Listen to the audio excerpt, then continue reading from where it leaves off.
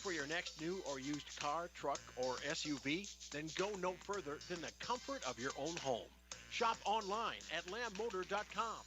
On lambmotor.com, you'll find the vehicles Lambs has in stock. You can schedule a test drive or your vehicle's next tune-up, all online. New or used, shop for it all online, anywhere you are. Lamb Motor has the right vehicle for you. Lamb Motor in Oneida and online, lambmotor.com. Ah, this is the life. Sitting here, sipping lemonade, basking in the warm sun, and admiring the beauty and the solitude of my very own landscaped backyard. You know, I wasn't sure, but I was so glad when I made the call to Andy at Dakota Sprinkler and Landscaping to finally have the work done. Calling Dakota Sprinkler and Landscaping was probably one of the best and the easiest decisions I've ever made. Dakota Sprinkler and Landscaping, 280-4440. That's 280-4440. Nystrom Electrical Contracting in Pierre has been providing professional sales, service, and installation since 1977. Whether you're starting from scratch, new construction, or you're upgrading your current system at your home, farm, or office, give the professionals at Nystrom Electrical Contracting a call. They've got a lot of bright ideas. Call Nystrom today to schedule a free computer-generated estimate. The number is 224-8750, or visit their website at nystromelectric.com. As we welcome you back here to McKeek Field as we are getting set for game number 2, John Michael alongside Greg Dean as we go through the starting lineups. First, we'll start with the Pierre Governors, who will be hitting the pitcher in the number 9 spot. Lincoln Keenels will lead off and play shortstop. Matt Hansen batting second, playing third base. Andy Gordon will bat third, playing first base. McGuire Raskew batting cleanup, playing center field. Brady Getz is the DH, batting fifth. Spencer Lettler will bat sixth and play left field. Jack Merkwan, the right fielder, batting seventh. Jane Wiebe is out in second base, playing batting eighth, and Jake Mayer, the pitcher, batting ninth. Deegan Huska is back behind the plate as he will be the catcher that is not hitting in this ball game. For Rapid City Central, it will be Caden Jones, the shortstop, out batting leadoff. Aiden Mason batting second, playing center field. Riley Palmer will be the guy on the mound for Rapid City Central, batting third. Brody Matthews will bat fourth in the cleanup spot. Dawson Buckley, the first baseman, batting fifth. Trey Houlihan will bat sixth and play right field. Wesley Gillespie will be behind the plate, batting seventh. Carter Utek will bat eighth and play left field. And Taylor Henstein will bat ninth and play second base for Rapid City Central. They're just about ready to take the field. Greg, as we get into game number 2 here for this Pierre Governor team, again, the first 3 games, they've gotten themselves an early lead. You almost want to see them do the same here again in game number 2. Yeah, absolutely, and that's I think that has been a big part of the secret to their success so far this weekend with 3 wins in 3 games is they've jumped out early in the top of the first inning and really separated themselves from both games against Rapid City Stevens yesterday and in the first game today against Rapid City Central. So anytime you can get out to a big lead and give your starting pitcher an opportunity to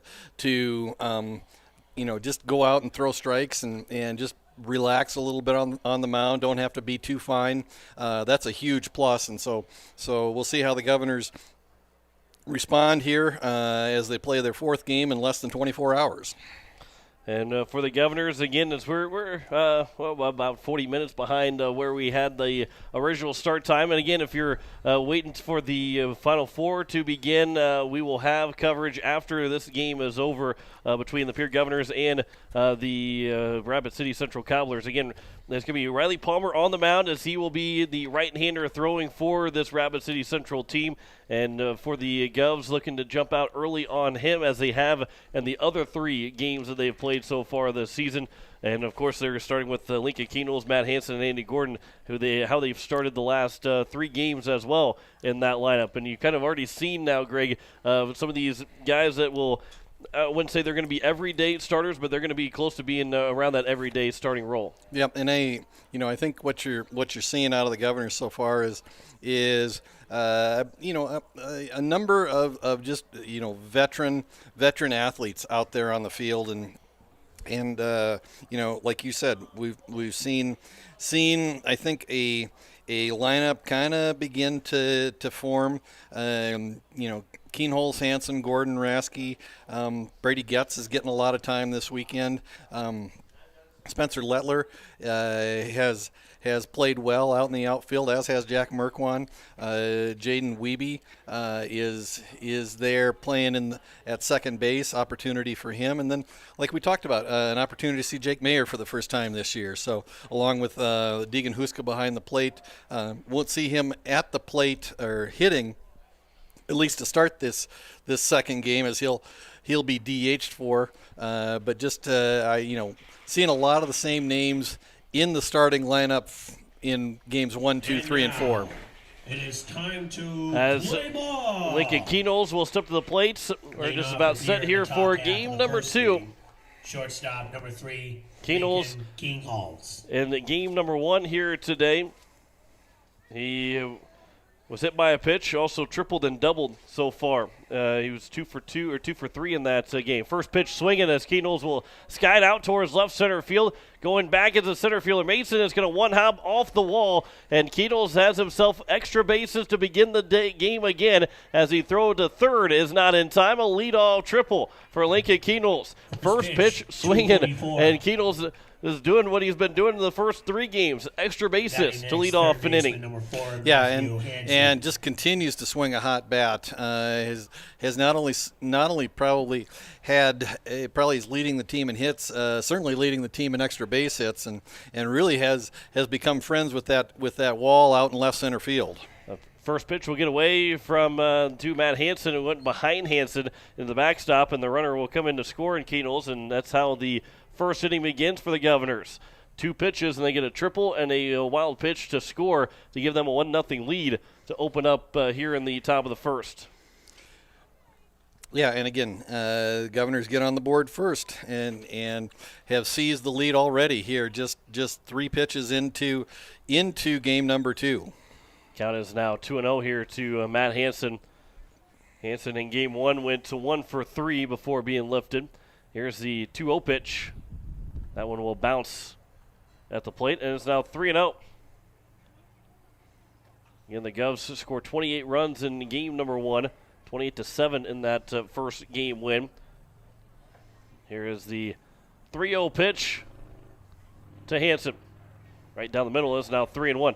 That's one of the big things, too, is you're seeing a lot of runs scored here for the Pierre Governors in the first couple innings as they scored, or first couple games, as they've scored double digits in both of those games last night, and then 28 in the first game. That was popped up on the infield on the left side, and the shortstop in Jones will make the catch, and the first man is retired here in the top of the first inning. There's 1 out, as it'll bring up the number 3 hitter, and Andy Gordon playing first base here in game number 2. Number 18, Yep. Gordon with 3 hits in game number 1. After he came out of the gate just a little bit slow yesterday, put a couple of nice swings on the ball there in game number 1, and really added to that batting average here in the first game of the day. The 0-1 pitch to Gordon. That comes in and hits Andy Gordon, and he will head to first base. Boy, if I had $1 for every time I had to say it hits Andy Gordon, I'd probably be able to retire. Yeah, you'd have a nice retirement account. Yeah, and that'll bring up McGuire Rasky now with the runner at first and 1 out. Pick-off attempt over at first base. And how many times that Andy Gordon gets hit and acts like nothing to him? Yeah, and just that was one that just kind of brushed the inside of his jersey. So that one probably won't leave a mark. But again, just a kind of a blue collar kid, just not doesn't look for the spotlight, but just goes out and does his job every day. I mean, just the kind of classic baseball player that you really look for as a coaching staff. There's the 1-0 pitch to McGuire Rasky. That one will get away from the catcher in Gillespie. Just didn't squeeze the glove on that one, and the runner will move up to second base in Gordon, and the count is now 2-0. So the runner on second. Yeah, and Rasky again had kind of a slow start yesterday. Had a couple of hits in the first game today, but really has not yet really kind of barreled anything up. I mean, he hasn't hit one of those just rifle shots off the bat, and so you know that's coming.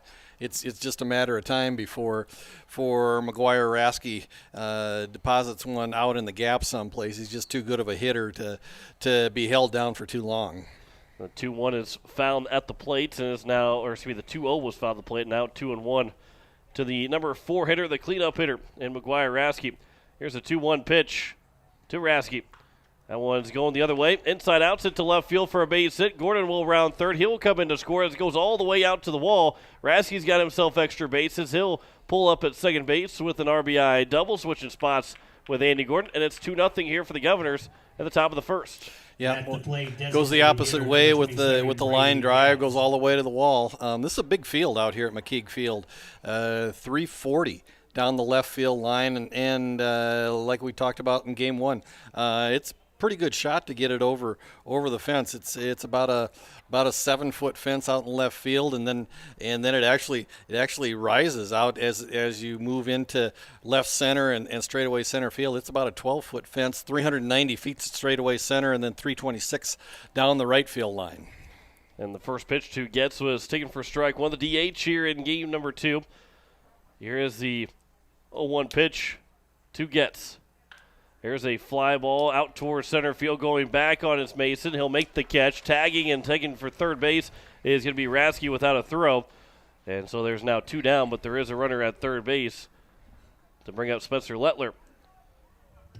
And the Govs, again, are threatening to score a third run here in the top of the first inning. Left fielder number 40, Spencer Lettler. Lettler, the left fielder today, had a nice game in the second game last night with 3 hits, and you know, Spencer's one of those kids that just, you know, kind of is the whole package. I mean, he's just a you know, well put together young man, very strong, but also brings a lot of speed to the table as well, and able to cover a lot of ground out in the outfield. Here's the 1-0 pitch to Lettler, and so we're for strike one. Count is 1-1 here to Spencer Lettler, and again, coming up in the top of the second inning, we will try and chat with Coach Ryan Kruger as he's coaching third base right now. Here's the 1-1 pitch. That one's grounded right back up the middle, off the glove and into center field for a base hit. Might have not even gotten the glove of the pitcher, but an RBI single for Spencer Lettler either way. And it's now a 3-0 lead for the Governors here in the top of the first inning. Another base hit for Lettler, another RBI. And I think that's going to be one of the big things that when we talk with Coach Kruger here in the next inning, that he's going to be pretty happy with how these guys are hitting the ball. Yeah, we'll have to look and see what the team batting average is coming out of this weekend, but I can tell you it's going to be really high when you put 28 runs on the board in game number 1 today, and a total of 26 runs yesterday in the 2 games, and really, you know, even though there was a number of walks yesterday that Rapid City Stevens allowed, the Govs hit the ball real well yesterday. It's Jack Merkwan that's at the plate. Count is 0-1 to the right fielder. That one is going the other way for Merkwan. That's going to be down for a base hit, and that's going to be extra bases. Rounding third, Lettler's going to try and score. The throw coming in will be cut off. The throw the plate's not going to be in time. A 2-out RBI triple for Jack Merkwan. And add another extra base hit for this Pierre Governor team as they now lead 4-0 here in the top of the first inning. They have scored 4 runs in every single game so far in the top of the first. As Jaden Wiebe will come to the plate. It's hard to do, hard to score multiple runs in an inning, but to score 4 runs in each of the first 4 innings that you've played in those 4 games. First pitch for Wiebe is missed low for ball 1. Wiebe gotten a fair amount of innings at second base so far this weekend, and some good time ahead for the sophomore. He's put together some good at bats, and again, I think a name to certainly watch the rest of this year as well into future years for the Governor faithful. 2-0 pitch to Wiebe. There's a chopper to the left side, and that one's going to go foul as it hit the lip on the from the grass to the dirt and bounced foul. And otherwise, Wiebe probably had himself a infield single and an RBI, but it's now 2-1. Well, that's a tough break for the Governors and a huge break for Rapid City Central. Yeah, just a ball that, whether it hit the lip or had some spin. You're right. I mean, Wiebe would have easily reached first base, and luckily, one of the breaks, something for the Cobblers. They finally got a break to go their way. Actually went foul and kept the runner at third base. There's a ground ball to the right side, fielded by Henstein. The throw to first will be in time, and that will retire the side here in the top of the first inning. 4-run score in the inning for the Governors with 4 hits in the inning. No errors and 1 man left on base. We've played a half an inning. Governors have a 4-0 lead. Back in a minute. You're listening to Pierre Governor Baseball on today's KCCR and today's KCCR.com. Nystrom Electrical Contracting in Pierre has been providing professional sales, service, and installation since 1977. Whether you're starting from scratch, new construction, or you're upgrading your current system at your home, farm, or office, give the professionals at Nystrom Electrical Contracting a call. They've got a lot of bright ideas. Call Nystrom today to schedule a free computer-generated estimate. The number is 224-8750, or visit their website at nystromelectric.com. ATVs provide wonderful outdoor recreation, but they can also rapidly spread noxious weeds. An ATV can pick up noxious weeds in one area and spread them to the next area in which it is used. When you finish your ride, make sure your ATV is free of weeds and weed seeds. Cleaning your machine is important in stopping the spread of noxious weeds like leafy spurge. To find out how you can help prevent the spread of noxious weeds, call the South Dakota Department of Agriculture or your local county weed and pest supervisor. As we welcome you back here as we head to the bottom of the first inning, as the Govs have a 4-0 lead. Jake Mayer is on the mound for the Pierre Governors as we go through the starting lineups. First, and we'll have it for the Rapid City Cobblers. Caden Jones will lead off playing shortstop. Aiden Mason, the center fielder, batting second. Riley Palmer will bat third and pitch. Brody Matthews, the third baseman, batting in the cleanup spot. Dawson Buckley, the first baseman, batting fifth. Trey Houlihan, the right fielder, batting sixth. It will be Wesley Gillespie, the catcher, batting seventh. Carter Utek, the left fielder, batting eighth. And Tyler Henstein, the second baseman, batting ninth. Jake Mayer, the right-hander on the mound, he's got some good velocity. He's had some good velocity for the last couple of years as he makes his Pierre Governor debut this year in the game number 4 and looking for his first win for the high school team since back in 2019. Through the first 3 games this year, John, the Governors are hitting as a team 433. So that's probably a mark that will be tough to maintain, but it just gives you an idea of how well they have hit so far and how much production has come, from every member of this roster. First pitch is outside for ball 1. And you're exactly right. So much production from top to bottom to nearly hit 500 as a team. I mean, you just don't see that very often, to have a full team nearly bat 500 through nearly 4 games. Now, 1 game can see that, maybe 2 games, but now as we've gotten through 3 full games and through an inning for Pierre to bat in the 4th game, as that one's fouled away and it's now 1-2, to be near 500 is very impressive. Yeah, and as I look through the lineup here, you've got 2, 4, 6, 8, 10, 12, 14 members of the Govs are hitting 400 or better. There's a ground ball right side, and that would be fouled on the first baseline. That's pretty good. I mean, it'd be tough to hit, more than 400 in batting practice when the coaches are putting it on the tee for you. Here's the 1-2 pitch again. That was a liner over the first baseman's head of Andy Gordon into right field for a base hit. Jones went up the ladder to get that base hit. And the leadoff man's aboard. They're going to open up the bottom of the first inning. Number 2, Aiden Mason. Yeah, Jones almost tomahawked that one out into right field. Just took a pitch that was kind of up and out of the zone and kind of up by the brim of his cap and just went with a pitch and got a nice stroke on the ball and finds himself on first base. First pitch is a swing and a miss to Aiden Mason. Mason in game number 1 for Rapid City Central. went 1 for 3 with a single. There's a back pick to first, and back in safely is Jones, and now the count is 0-2.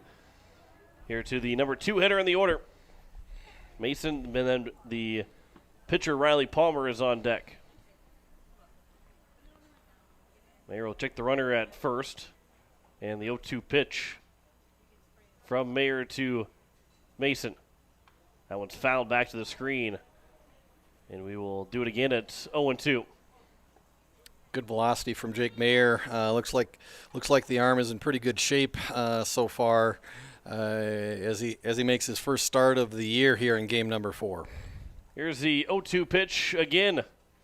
That one is on the outside edge, and Mason couldn't pull the trigger, but he is a strike 3 anyway, and the first strikeout of the game for Jake Mayer, and there's one down here in the bottom of the first, and that'll bring up next batter, Riley pitcher, Palmer. Number 21, Riley Palmer.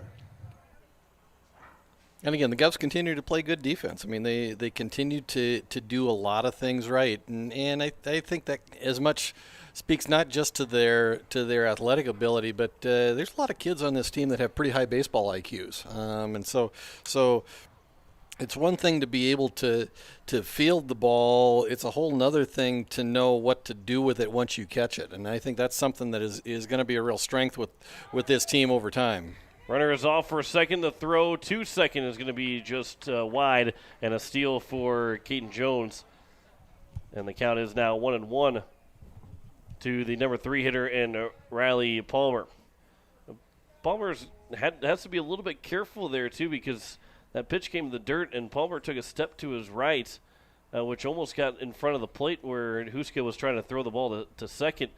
And depending on how that play turns out, sometimes the umpire might call you out on that. Yeah, that batter's interference call really, depending upon the situation itself, I mean, really can come down to an umpire's judgment in terms of, and if you read the rule, the umpire's got a lot of leeway in terms of whether they view there was obstruction or interference in one way, shape, or form. There's a ground ball to the right side. Gordon will field, flip to first as Mayer will cover, and there is the second out of the inning, and the runner will make its way to third, and there's 2 down here in the bottom of the first, and Mayer's trying to get a 0 here in the bottom of the first inning as Brody Matthews will step to the plate. And that's just a veteran heads-up play from Mayer. I mean, a ball that was hit to Andy Gordon's right, took him off the bag and to a point where he was not going to be able to get back and tag the bag himself. And so heads-up play from Jake Mayer. Going back to PFP, pitcher's fielding practice, where he, as soon as the ball is hit to the right side, he's off the mound and just able to go over and cover first base, not being a spectator. And because of that heads-up play, the Governors were able to record the second out of the inning. So it is a 1-0 count here to the number 4 hitter in Brody Matthews. The 1-0 is upstairs now, 2-0. Again, just a very, very nice day here in Rapid City. As we pull up the weather app, we see that it's 76 degrees here in the first inning. Little bit of a breeze coming out of the north. They're saying about 17, 18 miles an hour. So a little breezy, but if coming out of the north means it's blowing out to left field, and we've seen a lot of balls hit that direction so far this year. Or this game, excuse me. Here is Dawson Buckley with a 4-pitch walk issued to Matthews. First and third here with 2 outs here in the bottom of the first inning. First pitch is outside for ball 1.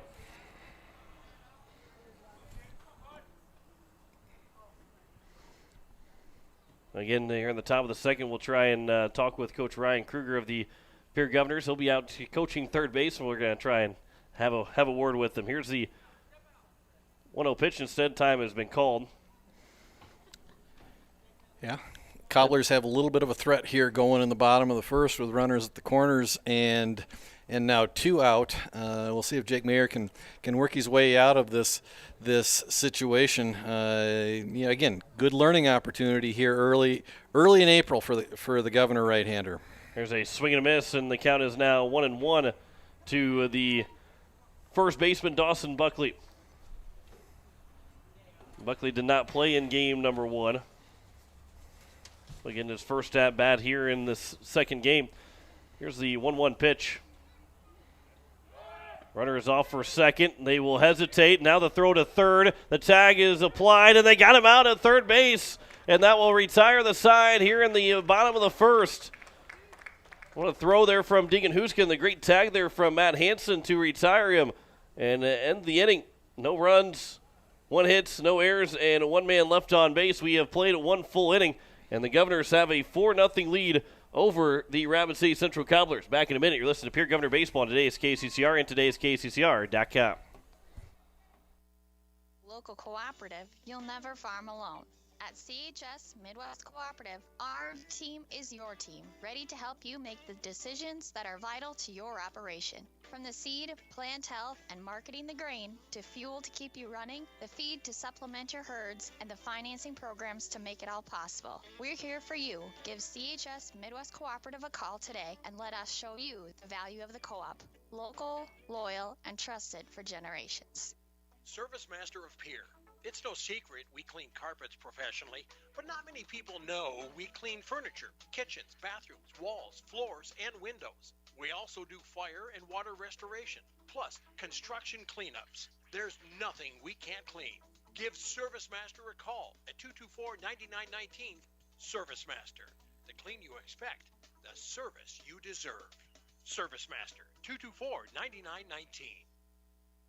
As we welcome you back here to McKeek Field on this Saturday afternoon in the top of the second, Governors have a 4-0 lead over the Rapid City Central Cobblers. John Wickler alongside Greg Dean as the Govs have that 4-0 lead on 4 runs in that first inning. On again, guys hitting the ball really well for the Pierre.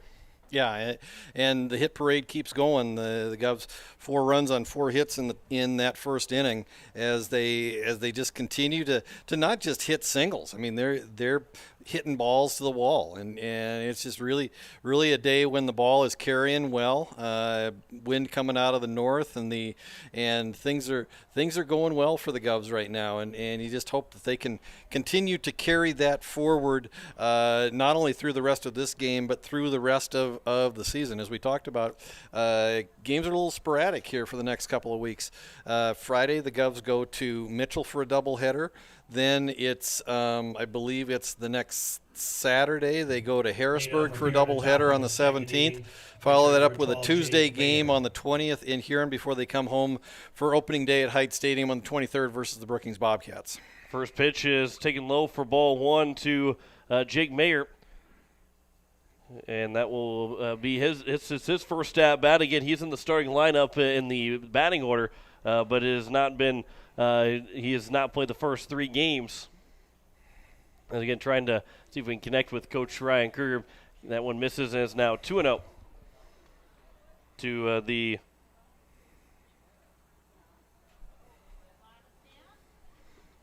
I see him pulling his phone out of his back pocket. Hopefully he's going to be able to connect with us. As that one will be taken for strike 1. Is now 2-1. It looks like I think he's going to have doesn't have the right phone to make it work, seems like, so we might not be able to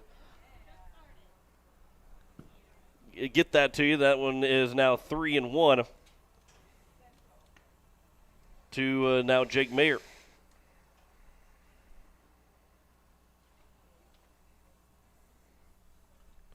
And here comes the 3-1 pitch to Mayer. That one misses upstairs, and the leadoff walk to open up the top of the second inning. And that will bring it back to the top of the order for Lincoln Keynoles. And coming out to run, it looks like maybe Isaac Pollock will be the one that's running here for the Governors and for Jake Mayer.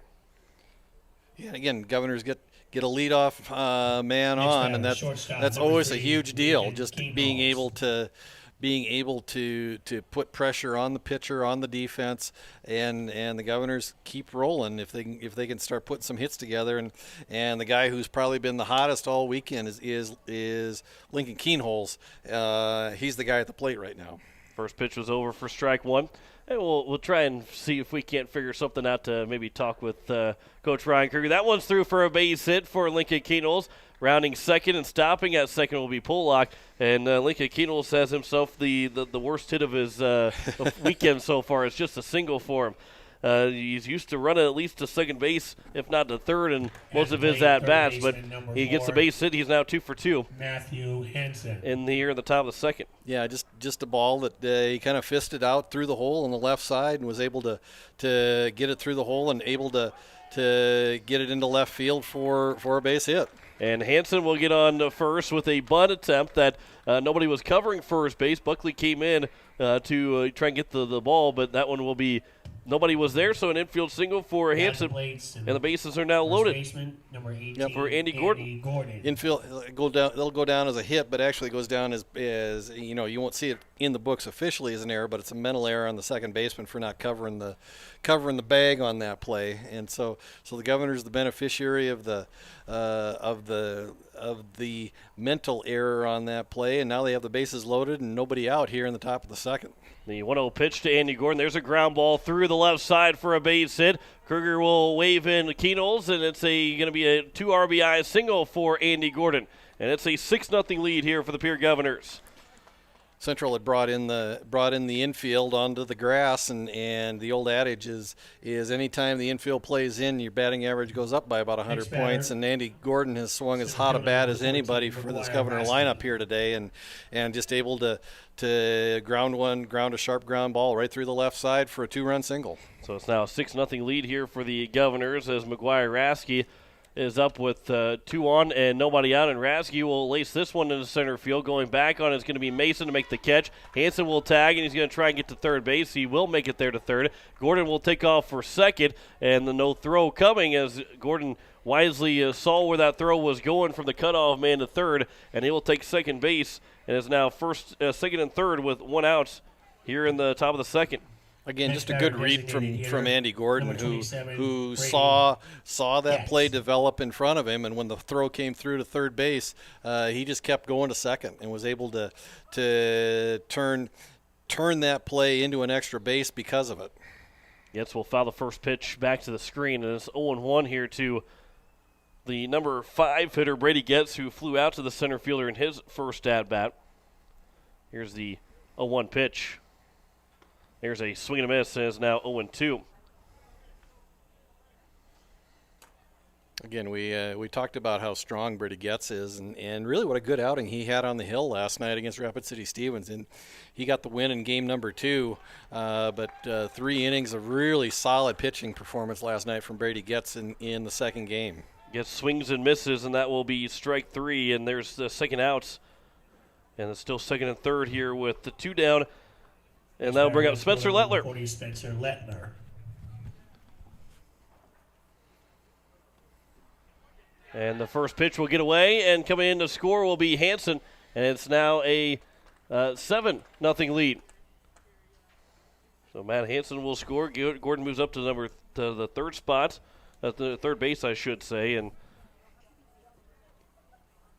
it is now a 7-0 lead as Lettler can make it an 8-0 advantage. Here's the next pitch. That one will get upstairs. And it will be up to the backstop. Another run will come across the score, and it's now an 8-0 lead as the bases will be empty now. The count is 2-0. Govs continue to put runs on the board here in the second inning. A 4 spot in the first, and now a 4 spot so far here in the second with 2 down and the base is empty. Here is the 2-0 pitch to Lettler. That one's fisted to the shortstop, and the catch will be made by Jones, and that will retire the side. So another 4 runs come in to score for the Governors on on 3 hits in the inning. No errors and no one left on base. We have played an inning and a half. It is a 8-0 lead for the Governors. Back in a minute. You're listening to Pierre Governor Baseball on today's KCCR and today's KCCR.com. At Shane's Pharmacy, your health care is important, and Shane wants to be the pharmacist to take care of you. Shane's Pharmacy will make sure your prescriptions are filled in a timely manner, they will answer your questions, and they will even deliver to your home or office. Call 223-9200. Shane's Pharmacy, the pharmacy you know and trust. The number again is 223-9200. Shane's Pharmacy in Fort Pierre, proud to support high school athletics.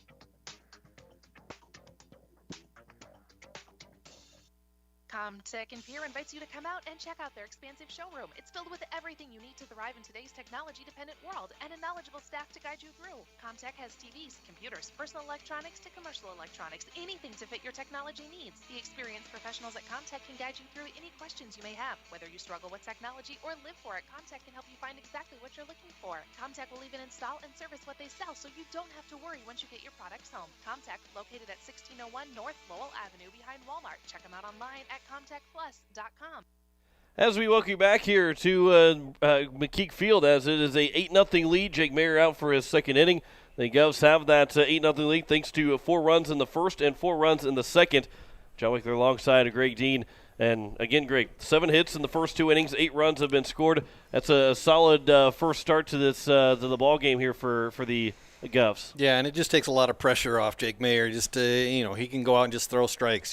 He can just go out and let it loose, and you don't have to be afraid of being too fine. You just go out and have a lot of fun out there. And I think that's what the Governors are doing at just about every position. Is they're just going out and having a lot of fun at the plate, in the field, on the mound. It's just really a good weekend to get some live at bats against somebody else. I mean, you spend the first couple of weeks of the season, especially in the northern climate up here, you spend a lot of that time inside. And luckily for the Governors, the spring has cooperated, and they've been able to get outside at least a few times so far.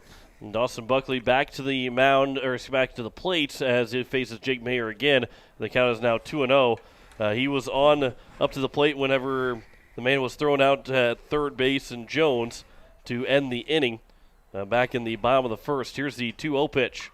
That one's popped up on the left side, going into shallow left field. Lincoln Keno's going back. He'll make the catch as he calls off the left fielder and Spencer Lettler, and the first out is recorded here in the bottom of the second.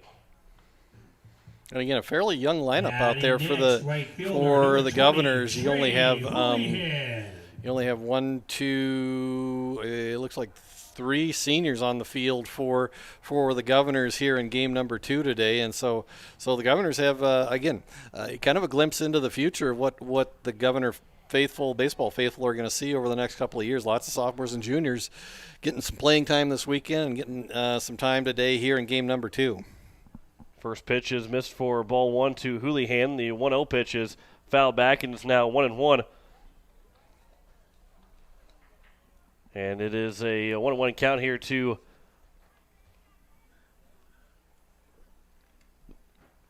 Houlihan. 1-1 pitch. That one misses upstairs, and it's now 2-1.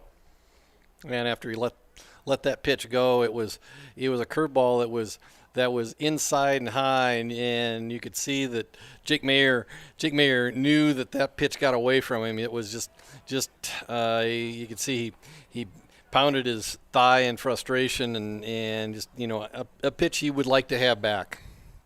Count is now 3-1 to Houlihan. That one is upstairs, and that is a walk issued to Houlihan, and he'll bring up Wesley Gillespie with 1 out here in the bottom of the second.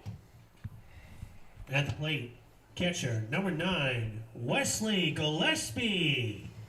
Again, nice crowd on hand today for this doubleheader between the Governors and the Cobblers. Good number of people from Pierre have made the trek out to McKeek Field. As the pitch gets underneath the catcher of Huska, and to second base will be Houlihan, and there's 1-0 with the runner on second now here with the 1 down in the bottom of the second. And we're still working on the possibility of trying to get Coach Ryan Kruger to join us here. Dealing with temporary technical difficulties. Is that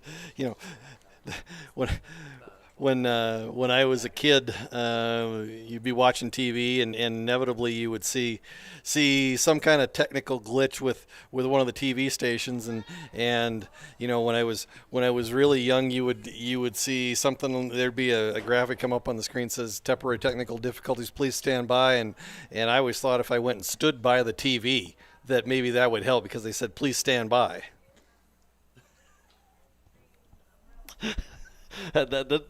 That's a good one. When you're 5 years old, it makes sense. When you're 5 years old, it makes sense. It does make sense. Count as 2-2 here to Wesley Gillespie. That's a pretty good. I'm just following orders, just doing what I'm told. Just doing what you're told. That one will bounce in front of the plate, go all the way back to Mayer, and the Houlihan wasn't unable to take off for third. Nice play by Huska, just being able to block the ball. I mean, even though he wasn't able to come up with it, the ball bounced, probably hit a shin guard, and popped straight up in the air. And so Huska could not find the ball right away, and a good effort from Jake Mayer to bounce off the hill on that play and keep Houlihan at second. There's a base hit into right field, and McGuire-Rasky will play it on a hop, and it will be first and third now with one out, as base hit was given for at the plate. Left fielder to 18, the catcher Wesley Carter Gillespie. Utek. And it'll be Carter Utek, the left fielder, up to the plate. Again, just kind of a bloop over the second baseman's head, over Jaden Weeby's head, and just a ball that he was not able to get to, and actually was McGuire-Rasky who came in to field that, and so the Cobblers again have a little bit of a threat here going in the bottom of the second. Runners on the corners and one out.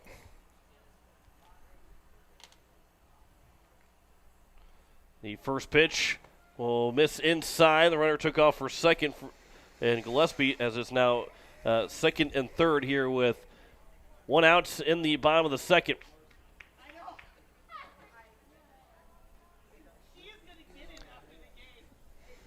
And again, apologize for me kind of stepping away here for a little bit. Trying to get this to work, and just doesn't seem like it's like we will get it to work here this afternoon.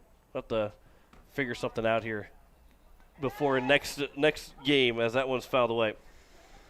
Yep, and Jake Mayer continues to battle, and exactly what you'd like to see out of the young man in his first outing. And again, this is a good opportunity to see what you're made of, and try to dig yourself out of a hole when you got a couple of base runners on. If you can do that, and it will provide you some confidence if you get into a similar situation later in the year. So counts 1-2 on Mayer with one out, runners in scoring position. We'll see if he can. If he can battle out of this dilemma. Count is 2-2 here to Carter Utek. With one down here, the runners at second and third. 2-2 is upstairs. It is now 3-2. Number 9 hitter Tyler Henstein is on deck. I think Mayer is just got to make maybe just a little bit of an adjustment with his release point. He's been kind of high in the zone so far today, and that's just a matter of just getting the ball a little farther out in front of you, just getting a little deeper release point, and if you can bring that ball down a little bit, that'll help bring that ball down into the strike zone. And now we got a timeout as Deegan Huska goes out to have a word with Mayer, and that will bring us to Henstein, the number 9 batter in the Rapid City order. Bases loaded, one out here for the Cobblers. They got an opportunity to possibly plate a run or two, depending upon what Henstein can do here in this situation. So the bases loaded here with one down. Here's the first pitch to Henstein. That is over for strike one. Henstein in game number 1 for Rapid City Central went 1 for 1 with an RBI single. He also walked in his other plate appearance. 1-0-1 pitch is upstairs, and it's now 1-1. And Jake Mayer, when he's missed high for the most part here this afternoon. Here's the 1-1 pitch from Mayer. Again, that's high, and it's now 2-1. Well, that was a great job by Huska not to let that ball go to the backstop. Yeah, and he's the pitches have been high enough that Huska's had to come out of his crouch both times. In fact, that last time he had to actually kind of jump a bit to come up. And there's another one, just third straight pitch that's up over Henstein's head. And the release point just not being able to find it right now for Jake Mayer, who's in danger of walking in a run for the Rapid City Central Cobblers. 3-1 pitch. That one is at the letters, but just a bit high, and the run will come in to score on the walk. And it's now an 8-1 ball game. That's the third walk issued here in the inning from Jake Mayer. And the RBI is credited to Henstein, and that'll bring out Dirk Campbell. That will make the change for Matt Hansen, and Jake Mayer will go to play third base. So it is an 8-1 lead here for the Governors as we play in the bottom of the second. Back in a minute. You're listening to Pierre Governor Baseball on today's KCCR and today's KCCR.com. Comtech and Pierre. This winter, sip on a delicious hot cocoa and lose yourself in the grace of a fresh falling snow. Before you smash that hot mug on the driveway and join First Dakota to bank some noise for winter sports. Stomp for block shots, holler for match ceiling takedowns, and go berserk for a perfect dismount. Let's give the home team all we've got. Bank some noise with us at First Dakota National Bank. Open a new account online today at firstdakota.com, member FDIC. Do you need the Pierre Governor apparel for the big game?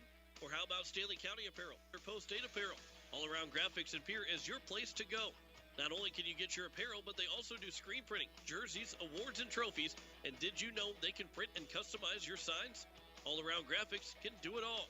Located at 819 North Euclid Avenue or call 224-4677. All-around graphics and Pierre, your one-stop shop.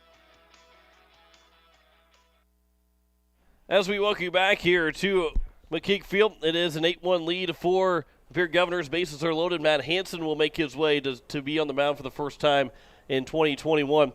And Greg will see what Matt Hansen can do. And, again, he's coming in with a bases loaded jam that's, again, it's not favorable to come into those spots, but especially with an 8-1 lead, you got a little bit of leeway where you can kind of work yourself through this situation and could be potentially put in this situation in a much higher role at some point in the season. Yeah, and again, it's kind of a low leverage situation right now. I mean, it's pretty simple, and I think that's what Coach Dirk Campbell is saying to him is you don't need to do too much. Just go out and throw strikes.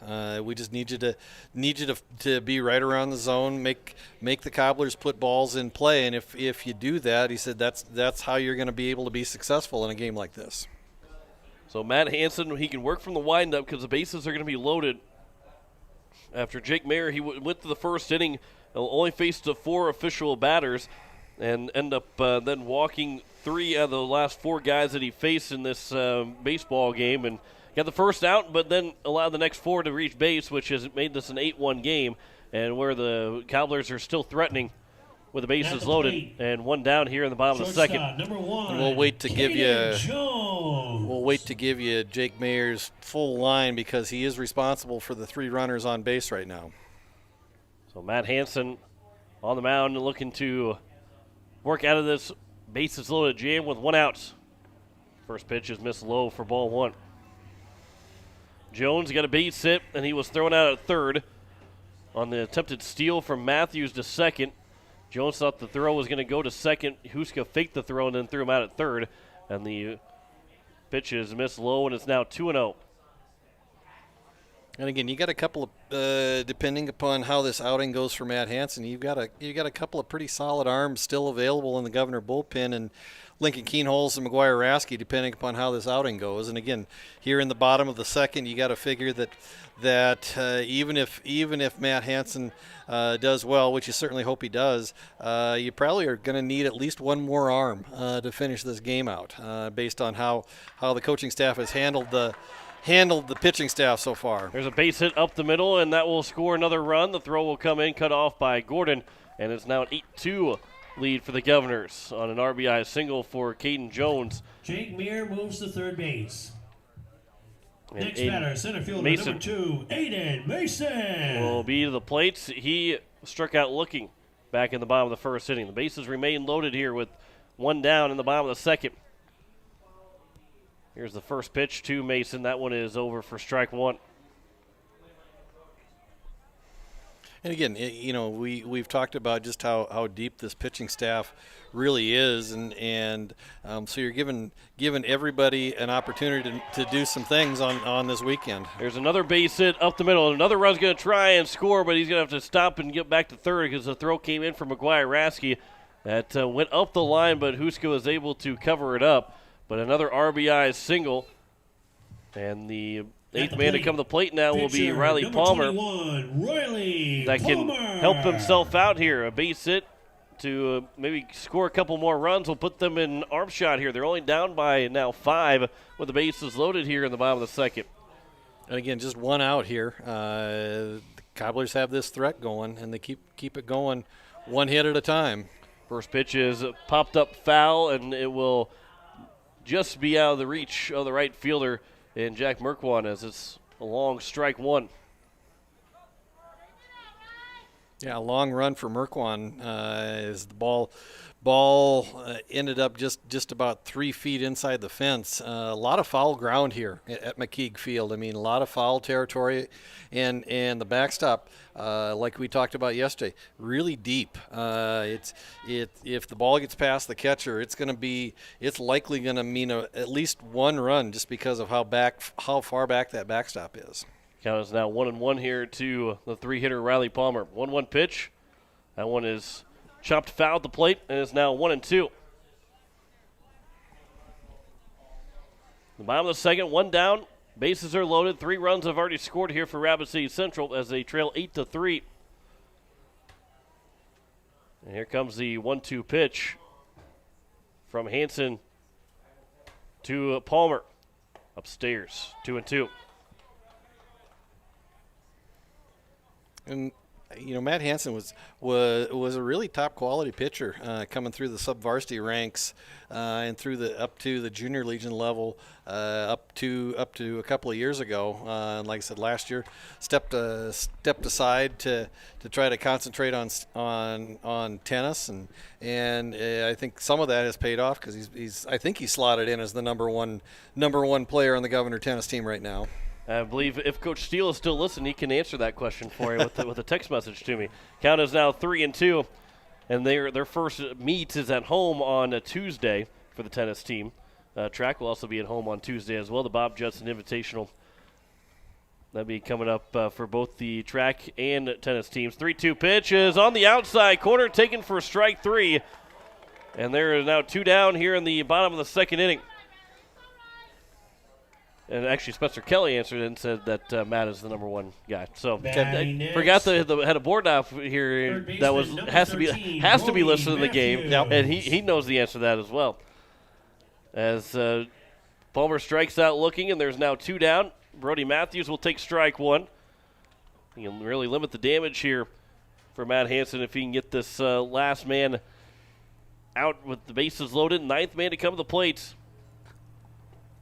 The 0-1 pitch misses just low and is now 1-1.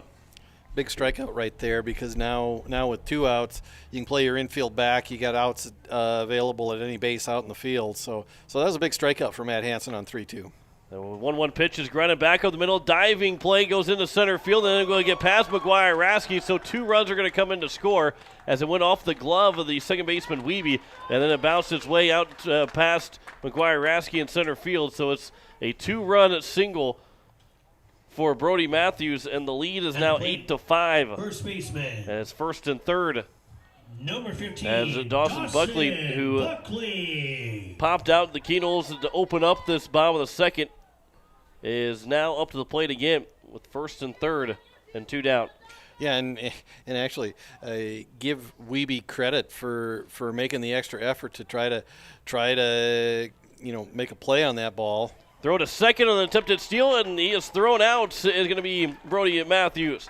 So Matthews is thrown out to end the inning, and that will retire the side. So officially 9 guys come to the plate. 4 runs have scored, or 5 runs scored in that bottom of the second inning. It is a 8-5 lead now for the Pierre Governors after 2 innings. Back in a minute, you're listening to Pierre Governor Baseball on today's KCCR and today's KCCR.com. Agtegra in Highmore. We We pride ourselves on providing our customers with reliable markets, superior services, and quality products. From corn and soybeans to spring and winter wheat, you can trust Agtegra in Highmore with all your grain handling needs. It's all about helping you achieve the best harvest possible. Call Agtegra of Highmore today at 605-846-1379. That's 605-846-1379. Are you building a new home or remodeling the old? Adding a fireplace can make a house a home. Olson Plumbing in Pierre carries a full line of Heatolator fireplaces. Whether your taste is traditional or contemporary, Olson Plumbing has a great selection of Heatolator fireplaces that will fit any style. Whether you're building new or updating, call Olson Plumbing. Heatolator Fireplaces, the first name in fireplaces. Olson Plumbing in Pierre is your source for the industry's largest selection of indoor-outdoor fireplaces, either gas or wood, and outdoor fire pits. Stop by their showroom at 2803 East Wells or give them a call, 224-6436.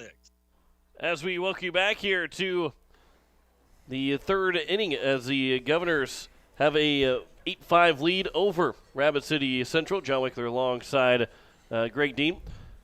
As, again, the Govs with that 8-5 lead, they'll have 7, 8, and 9. Jack Merkwan, followed by Jaden Wiebe and Jake Mayer will be those three hitters. So, again, Brady Getz is able to stay in the game because the DH, Huska, is still – because if he comes out, then Getz will either have to come in or the DH will be taken away. It's a little bit different than when a pitcher is on the mound and he goes to play a position, then he comes in the lineup. But we have Mayer that will still come to the plate as he's now third baseman. Yep, and again, a couple of we can say this. We don't get to say this too often. A pair of lefties warming up in the Governor bullpen. Jet Zabel, the 6'4" freshman who got an inning's worth of work last night, and then for the first time this year, we see the veteran, the senior McGuire Rasky, starting to get loose out there. So wouldn't be a surprise if we see one or both of those before the end of this game. Right fielder number 15, so Jack Merkwan will lead off here in the top of the third, an 8-5 lead for the Governors.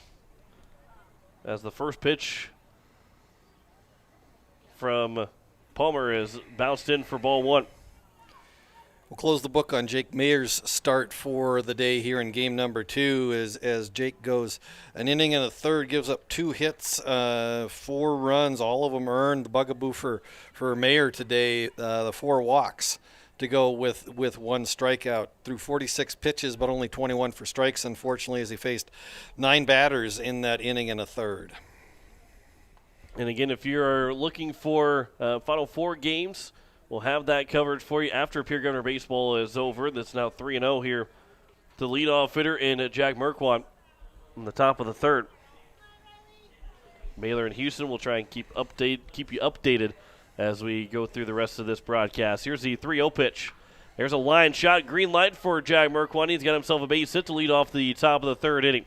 Hard turn at first, but he will settle with the leadoff single. And he is now 2 for 2 with a triple and a single. And I'll bring up the number 8 hitter in Jaden Wiebe. Next batter, second baseman, number 1, Got a Jaden text Wiebe. message from John Hansen, Matt's dad, confirming that Matt is playing number 1 and that the tennis home opener on Tuesday is a triangular with Mitchell and Rapid City Central. The pitch gets to the fence, and taking second is going to be Jack Merkwan.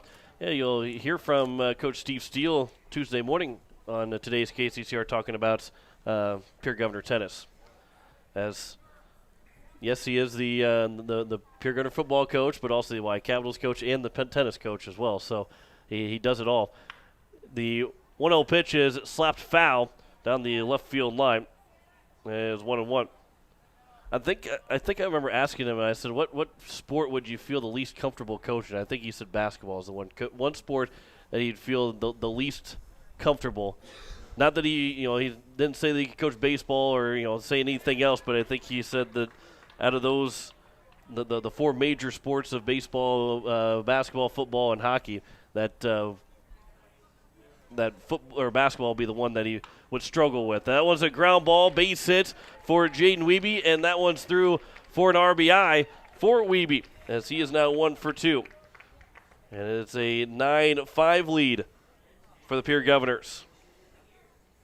Yep, and the Governor hit parade keeps going. 8th hit of the day for the Governors through 2+ innings. And again, production up and down the lineup for Wiebe. That makes 1, 2, 3, 4, 5, 6, 7. 7 Governors have contributed to make those 8 hits. First pitch is missed inside for ball 1. Runner on first with nobody out here in the top of the 3rd inning. Jake Mayer at the plate. He walked in his first plate appearance. Stepping off, getting a little bit of a step with Jaden Wiebe. He might be trying to steal. It's going to be fun, go back to tennis here. It'll be fun to see these guys play some tennis. And there's a lot of chances to watch the Pierre tennis team in Pierre this year. There's a lot of home meets for the Governors. So going to be fun to have a couple more chances than just maybe 1 or 2 to go watch them compete, especially after last year. Same with the track team, getting them competing on Tuesday. Chance to watch them for the first time since 2019. So it's nice to have all the spring sports back. Yeah, and a chance to watch a number of these athletes that we're seeing on the baseball field today compete on the track. You look at kids like Lincoln Keenholz and Jack Merkwan and Isaac Pollock, just to name a few. They really do a nice job in terms of balancing all that they got going on. I mean, for Keenholz, for example, in addition to just being a student, which sometimes is enough for a lot of kids, he's playing baseball, he's running track, and he's keeping a summer basketball schedule going, as that program has already started for the summer. As a 4-pitch walk, a walk issued to Jake Mayer. I think they're calling him back.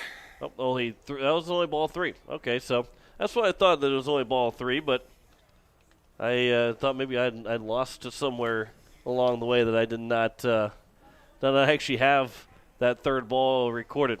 So here is a 3-1 pitch now to Mayer, and it's going to be over for strike 2. And the umpire almost gave himself a strike 3 call on strike 2. Everybody's it's hey, first weekend of the season. We'll give everybody a chance here to 3-2 pitch. Mayer grounds it to the left side. That's fielded by the 3rd baseman. A long throw to first, and that is going to be a catch made by the 1st baseman, Buckley. Great play by Matthews, stabbing it on the left side, right near the bag, and the long throw to first to get Mayer, and the first out is recorded here in the top of the 3rd inning. Yeah, that was just a great play by Matthews over at 3rd base. He did everything right on that play. Just took one step, crossover step, and backhanded that ball, and then made a strong throw across the diamond to Buckley at first base and got Mayer by a step. So credit Matthews for likely saving a run on that play, because if it gets through, the run will score from 2nd base. First pitch is outside for ball 1 to Lincoln Keenholz. The 1-0 pitch is grounded to the 3rd baseman. Again, Matthews, a long throw to first, and that one is not in time. It gets past the 1st baseman and Buckley and into right field. Keenholz will round 2nd. He's going to head for 3rd, and he's going to be standing on 3rd base with a single and an error. That will get him over to 3rd, and it's now a 10-5 lead here for the Governors. Yeah, and again, just a nice play by Matthews that time. The throw just not quite as strong, and it short hopped Buckley over at first base. Buckley not able to come up with the pick, and the ball rolls down the right field line, and with that, Keenholz is able, with the good speed, to get all the way over to 3rd base standing up. First pitch is over for strike 1 to Matt Hansen. And a 10-5 lead here for the Pierre Governors. The 0-1 pitch. Hansen will pop it up, foul, and it will get out of play. Ladies and gentlemen, please remember to watch Eric out Booth for foul missed the balls catch. heading out of play at all times. Yeah, Please tried to. watch out didn't for foul balls heading didn't out of have play his glove at with all him. times. Just dropped into the bare hand off the left side, and wasn't quite tall enough. Probably need an extra inch or 2. There's a ground ball on the right side. That will get the run home. The throw to first. The only play from Henstein, the 2nd baseman, and that will be an RBI ground out for Matt Hansen. And it's now 2 down and 11-5 lead here for the Pierre Governors, as they've gotten 3 of those 5 runs back in this top of the third inning. That'll bring up Andy Gordon. Next batter, first baseman, number 18, Andy Gordon. So an RBI ground down. Hansen is now 1 for 3 with that RBI. First pitch, and it'll come in and Gordon hit. gets hit again. That's another $1 for me. No, I was kidding. I don't actually get any money for him getting hit. But if you didn't join us earlier, as I said, if I got $1 for every time Andy Gordon, I had to say Andy Gordon got hit by a pitch. Add to my retirement fund. Here's McGuire Rasky, the center fielder. He is 1 for 2. You know, maybe we can jinx it the next time Andy Gordon gets up and just say, okay, Andy Gordon will get hit in this at bat, and maybe that'll save a bruise or two for him. Well, he will take second base on the wild pitch, but he has gotten on base all 3 times. His on base percentage continues to skyrocket because of how many times he's been hit by a pitch. Yep. Yeah, he's done a nice job. Had a very nice day today in both ends of this doubleheader. Here's the 1-0 pitch to McGuire Rasky. That one will come upstairs and get to the backstop, and it's now 2-0, and Andy Gordon will get his way to third base off of that wild pitch. And so we can also go back to speaking about tennis real quick, and wish our board op Spencer Kelly some good luck going into Tuesday. He plays for that tennis team, and unfortunately lost his sophomore year because everybody lost last year. But as a junior, gets a chance to continue to play in the varsity level, like where he got to the end of the season playing in the varsity level in the state tournament as a freshman. So we'll wish him the best of luck on Tuesday. Yeah, in the first year that the Activity Association has split tennis into 2 classes, if I remember correctly. I think they listed as is it Class AA and Class A, if I remember correctly? Yes. And the Governors are in Class A, the lower class, and so they're matched up against I think a number of ESD schools and some of the other schools in South Dakota that have tennis as a sanctioned sport. That was the 3-2 was fouled back to the backstop, and it remains a full count to McGuire Rasky. And I think last year was going to be that first year. Maybe not, because the girls' tennis team didn't have that opportunity last fall. But, yeah, because we can't remember from last year's, McGuire Rasky will put one out towards right field. That will drop in front of Houlihan, and it's going to be down for an RBI single. Rasky's going to take off for a second, to throw in, and he dives head first in safely. And it's another run for the Pierre Governors as Rasky is on at second base, and it's now a 12-5 lead here for the Govs. Yep, and again, just a ball that kind of a medium deep fly ball that kind of down the line, and Rasky again running hard out of the box, but a nice throw from Houlihan out in right field made that a pretty close play at second base, and Rasky actually had to dive head first into the bag in order to avoid the tag. First pitch is missed for ball 1 to Brady Getz, the DH, who's 0 for 2. Flew out to center field and also struck out. The 1-0 is at the knees, and it's now 1-1. 2 outs here in the top of the third inning. And a 12-5 lead here for the Governors. That one is fisted off at the plate and all the way to the shortstop on a couple of hops. The long throw to first is in time, and Getz is retired here to end the inning. Another 4-run score for the Governors. I believe that's, another 4 runs will score, as they have scored a 4 in all 3 of their innings so far. They have a 12-5 lead over Rapid City Central. Back in a minute. You're listening to Pierre Governor Baseball on today's KCCR and today's KCCR.com. Vertic Electric has a long history of doing electrical work the right way. Economical service, professional work, and customer satisfaction is why they can say that. Vertic Electric can do residential, farm, and commercial projects. Doesn't matter if they are charged with new construction or a remodel project, they get it conducted. Contact the staff at Vertic Electric at 224-8684. They can light a spark into your next project. Vertic Electric, 224-8684. Overhead Door Company of Pierre is a locally owned business specializing in the sale, service, and installation of residential and commercial garage doors. They provide quality, dependable products with constant service and the peace of mind you need. Overhead Door is one of the most recognized and most respected brand in the garage door industry. For installation and repairs, call Overhead Door Company today at 224-6200. That's 224-6200. Bottom of the third inning, it is going to be Jet Zabel on the mound here now for the Pierre Governors, as he will get his second work in as many days as he threw, I believe, 12 pitches it was yesterday. So is able to go on no days rest and can come right back out here, and he will throw against the Rapid City Central Cobblers with a 7-run lead going into the bottom of the third inning. And quick score updates from the first half out in Indianapolis in the Final Four. Baylor leading Houston 25-14. And again, Greg, if Baylor wins this game, then I turn into a huge UCLA fan for the second game. If Houston comes back and wins the game, it doesn't really matter then.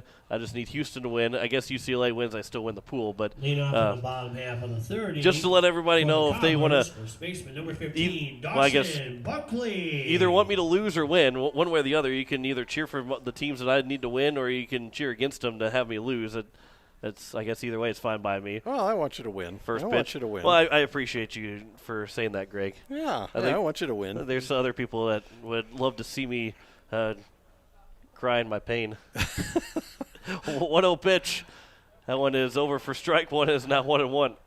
Yeah, it based on the fact that my brackets are full of red ink, I'll cheer for you because you got to cheer for somebody. Because I'm certainly not cheering for my brackets at this point. Dawson Buckley is hit by a pitch. Jet Zabel pops him on the hip, and the leadoff man is aboard here in the bottom of the third inning. I'm glad I can bring you aboard to my bracket.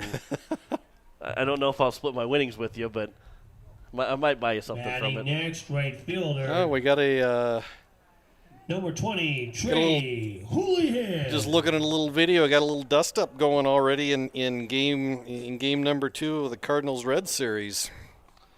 Yeah, the Cardinals are not doing so well as the first pitch is a swing and a miss, but I have not seen anything else. I saw that they were down 7-2. Looks like they will not have an undefeated season this year. There's a ground ball to the left side. It's going to be fielded by Hansen. The only play is the first base, but the throw is wide, and it will get all the way out towards right field and getting to the third base and rounding third but not scoring. Staying at third base will be Buckley. And so it's now second and third with nobody outs on the throwing error for Matt Hansen. Yeah, and just a weakly hit ground ball past to the glove side of the left-hander Zabel, and the ball just kind of squirted under his glove. Hansen comes in, makes a nice play on the pickup, but just tried to throw on the move, and the ball just got away from him. And with that, the Cobblers again now have a threat going again here in the bottom of the third inning. Nobody out, runners on second and third, runners in scoring position. We'll see if they can put a little threat, put a couple of good at bats together here. Catcher Wesley number 9, Gillespie will step to the plate. Gillespie. The Govs got 4 of those 5 runs back that Rapid City Central scored in that second inning, as the first pitch is popped foul. And watch out, Greg. It's getting kind of close to you. Ladies, remember to watch out for foul balls heading out of play at all times. Foul ball, exactly. Yeah, we got to make sure you're paying attention. I'm just trying to see what other things are going on in the world of sports today to keep everybody up to speed. The 0-1 pitch is in the dirt. It is now 1-1 here to the number 7 hitter Wesley Gillespie, who singled and came around to score back in the second inning. Yep, that Baylor lead is widened to 33-17 with 5 minutes to go in the first half. The 1-1 pitch is upstairs, and it's now 2-1. Kind of almost want to revisit back to their glory days of holding the school record like we did in Game 1. Kind of talk more about how fast did you go in that? There's a pop fly. We'll answer that here in just a second. Rasky will make the catch. Runner will tag. He will try and score. The throw will be cut off, and it was in no man's land, so a pickle will be started, and there's 2 outs as the throw from Gordon went to Hansen. They tag him out, and there's now 2 down with a runner on second.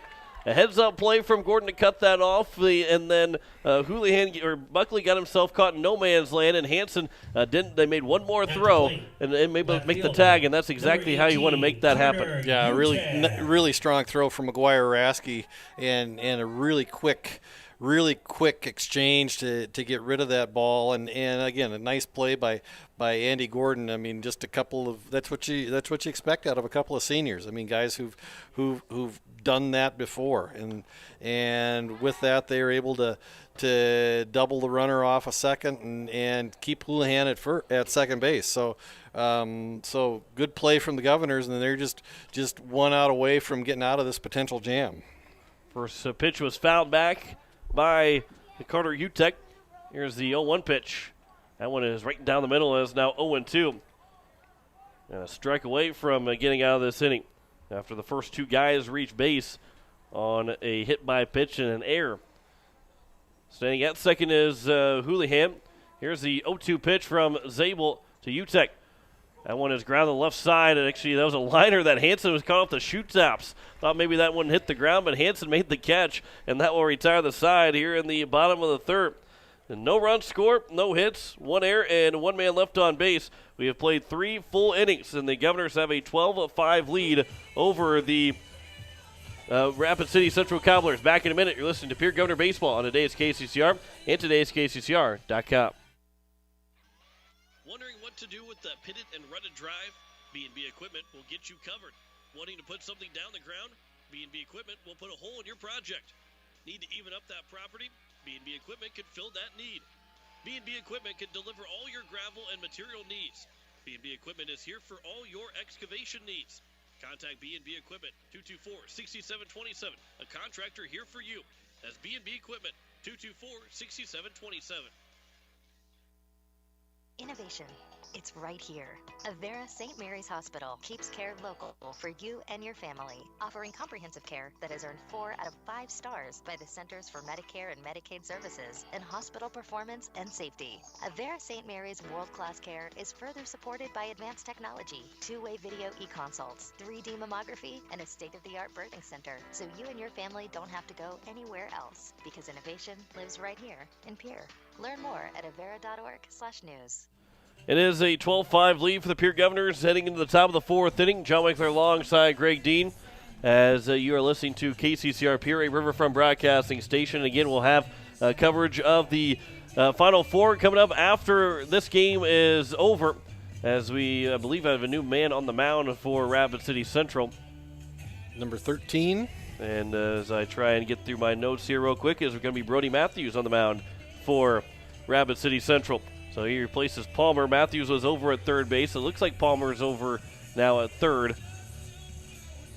And that will, well, maybe Buckley's over at third base. It's hard to see the numbers from up here. Hard to see the numbers anywhere I go. It's but 15 over at first base. There's Buckley still at first base, so it looks like maybe Palmer moved over to third then. Yeah, now we will see Brody Matthews, who is coming up with 1 1/3 innings pitched so far. He gave up 1 run, but it was unearned. 1 hit, 1 strikeout, and 2 guys hit by a pitch. Has not walked anybody yet in the 1 1/3 innings that he's thrown. So his ERA is sitting at 0, and so that's not a bad spot to be at going into this, coming in to relieve Riley Palmer. And for the Governors, we'll see 6, 7, and 8, Spencer Lettler, Jack Merkwan, and Jaden Wiebe. Closes the book on Palmer for the Cobblers on the day. Goes 3 innings, gives up 11 hits, 12 runs, 10 of them earned, 1 walk, 1 strikeout. Unfortunately for Palmer, he threw 5 wild pitches and hit a couple batters. 73 pitches on the day, 43 of them strikes in the 23 batters that he faced on the day for the Cobblers, as they find themselves down 12-5 going here to the top of the 4th here at McKeek Field on this beautiful Saturday afternoon. And again, couldn't ask for some better weather to begin the season for baseball. And you can only hope that what we have for this weekend will be just about every time we step on the field here for the rest of the season. And love for even this to be the weather going in through the summertime too. I would take this for some Legion baseball as well. don't know if that's really going to be the case or not, but one can dream. Absolutely. I'm actually looking at the extended forecast for Mitchell for next Leading Friday, off and here in the top half of the fourth inning, number 40, they're calling Spencer for partly Latlar. cloudy skies and a high of 65. So 9th of April, that's not a bad forecast. Make sure you start out with and put those layers on as the night goes on. Make sure you bring probably some blankets to make sure you stay warm, but you'll have a nice Friday evening in Mitchell. And, of course, if you don't go, you can always listen to us on today's KCCR and also watch on YouTube at KCCR Sports. There's a ground ball to the second baseman that is fielded by Henstein. The throw to first is in time. The leadoff man is retired to open up the top of the fourth inning.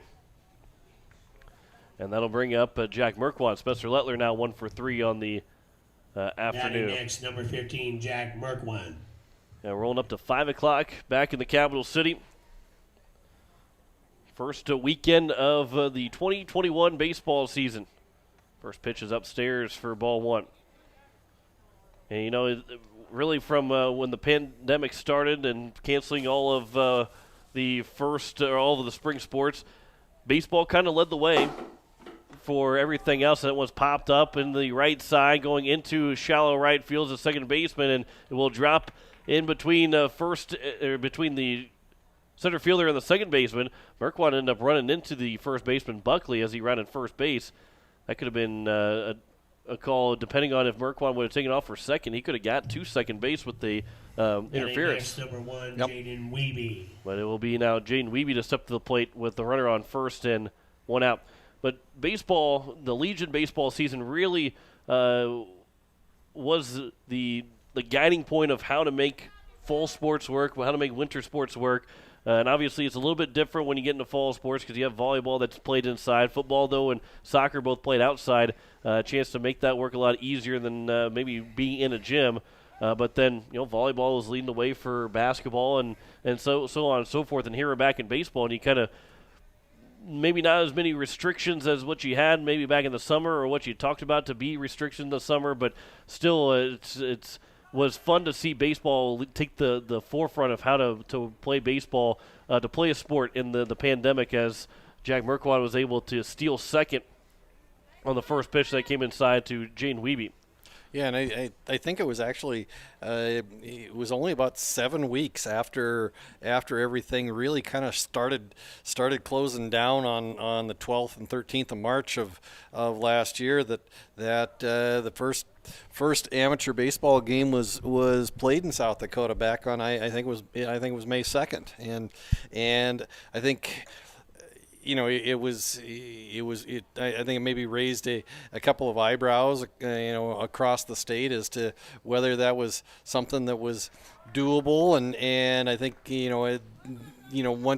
once people began to see that especially the outdoor sports that you could hold those sports, especially, and I think baseball is a good start to that. Just there's a lot of social distancing in the sports, just in the field itself. Wiebe hits one all the way to the left field fence. It hits the bottom of the fence, and it will be a double, an RBI double for Jaden Wiebe.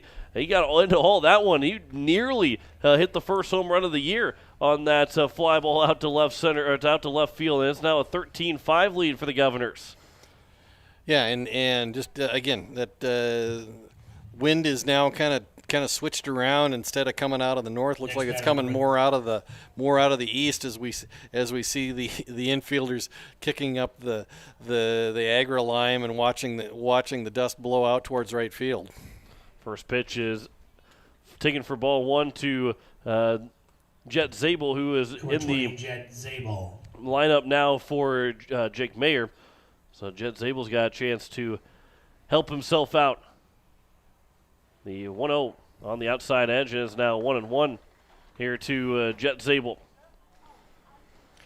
But yeah, going back, we saw as some of the amateur teams started playing in early May that we really could do baseball in an outdoor setting. The players are, like we said, socially distanced, and there was some leagues made adjustments. I mean, there were some, and it kind of varied from location to location. But some teams allowed fans, some didn't, and if you didn't, maybe they were able to park their cars around the field depending upon the locale. Some people put the home plate umpire behind the pitcher so that there wasn't close contact between the umpire and the catcher, and you just kind of made adjustments on the fly, and it all worked out, and because of that we were able to have a Legion baseball season last year, which was really kind of cool, brought some normality back to a lot of people's lives. Yeah, because when it first happened, as Isaac Pollock will run for Jet Zabel after the walk to Zabel, and it's now first and second here with one out in the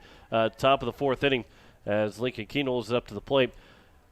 The first games, we went to Mitchell for the first game of the season as Keenels will sky it out to left field, going back as a left fielder all the way to the wall, can't make the catch, and it will drop in, and rounding third, trying to score, will be Jaden Wiebe in the throw of the plate.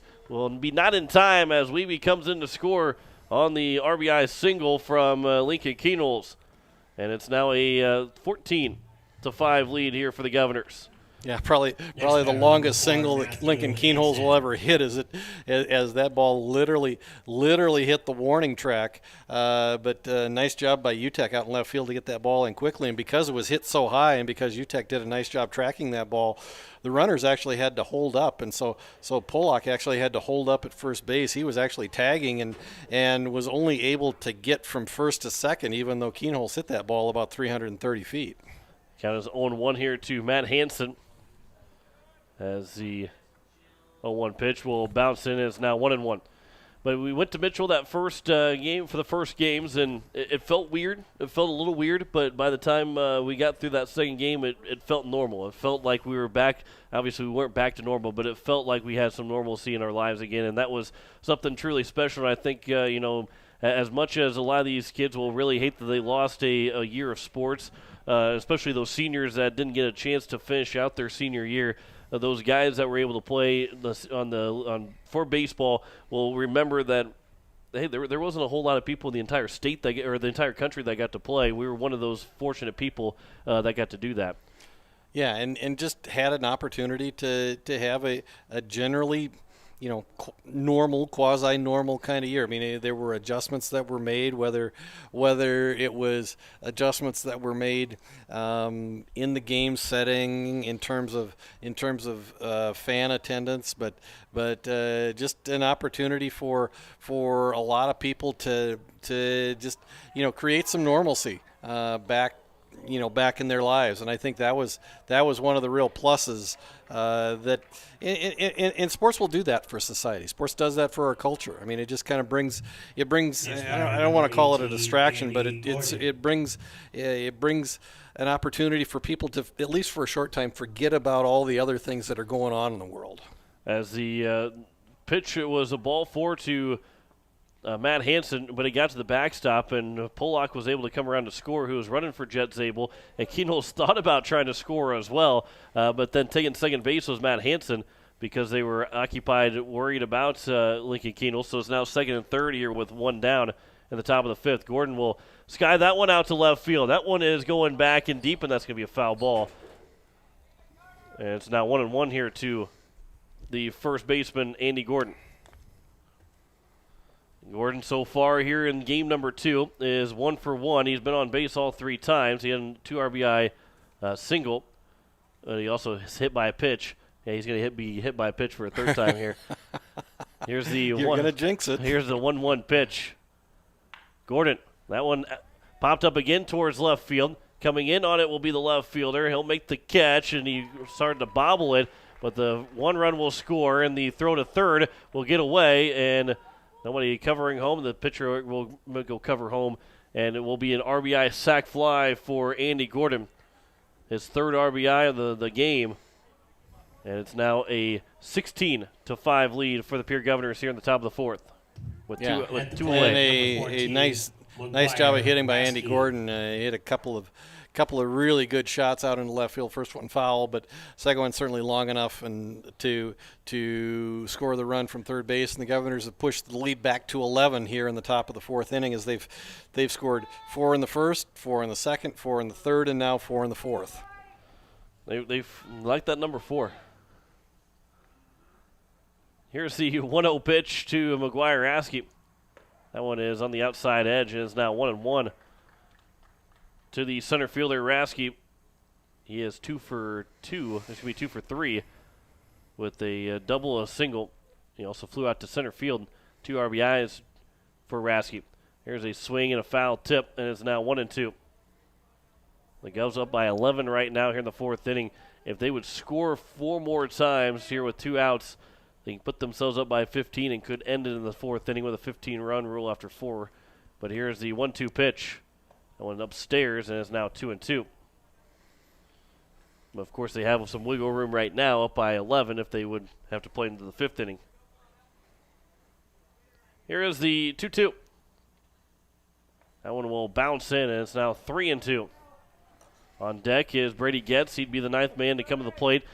Although the Govs have scored 4 runs in the first, second, third, and fourth, they have not had all 9 guys come to the plate in any of the 4 innings so far. They've had 8 guys come to the plate a couple times, and will be a 9th man to come to the plate now as McGuire Askey draws a walk.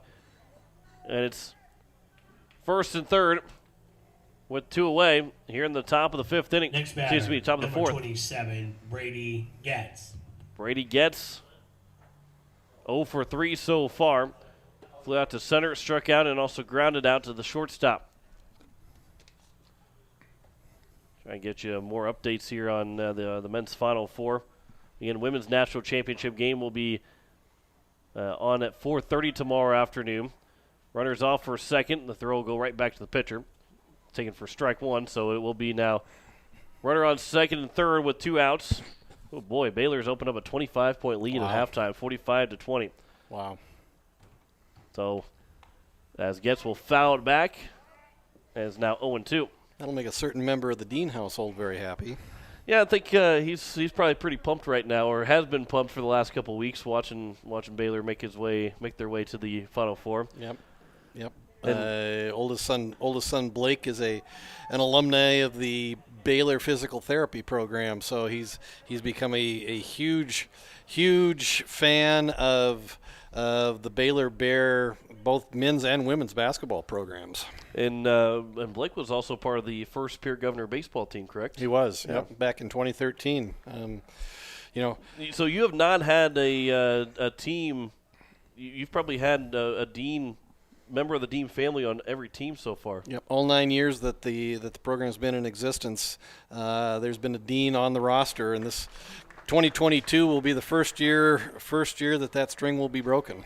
Have to put you in the coaching staff as Getz strikes out to end the inning. Another 4-run score for the Pierre Governors. They now have a 16-5 lead after 3.5. Back in a minute. You're listening to Pierre Governor Baseball on today's KCCR and today's KCCR.com. No one likes to have electrical problems, but when they happen, call Todd's Electric at 223-2518. With over 28 years of experience, Todd's Electric can handle any type of electrical problem, whether it's residential, commercial, or agricultural. Their knowledgeable staff knows and understands the importance of your home, business, or ag facility and are prepared to help. Call Todd's Electric at 223-2518. That's 223-2518.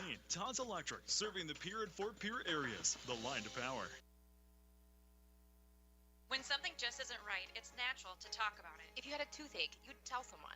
If you found out you had diabetes, you'd learn to take care of it. But when you're feeling stressed, sad, or worried, you're less likely to tell someone. Why do we treat physical and mental health so differently? There is no difference. We all need someone to talk to, and there's nothing shameful about wanting to be healthy for you. When you just need someone to talk to, contact Rising Hope Counseling at 494-1500 or risinghope605.com. Rising Hope Counseling, offering hope, healing, and change. Rising Hope Counseling, because if you have hope, you have everything. It is the bottom of the 4th inning. Jet Zabel stays on the mound here for the Pierre Governors, as taking the warm-up tosses, and that one got away from him a little bit. Ryan Kruger near the third base dugout will go pick that one up and throw it back to him. We got a new left fielder. Jackson Edmond.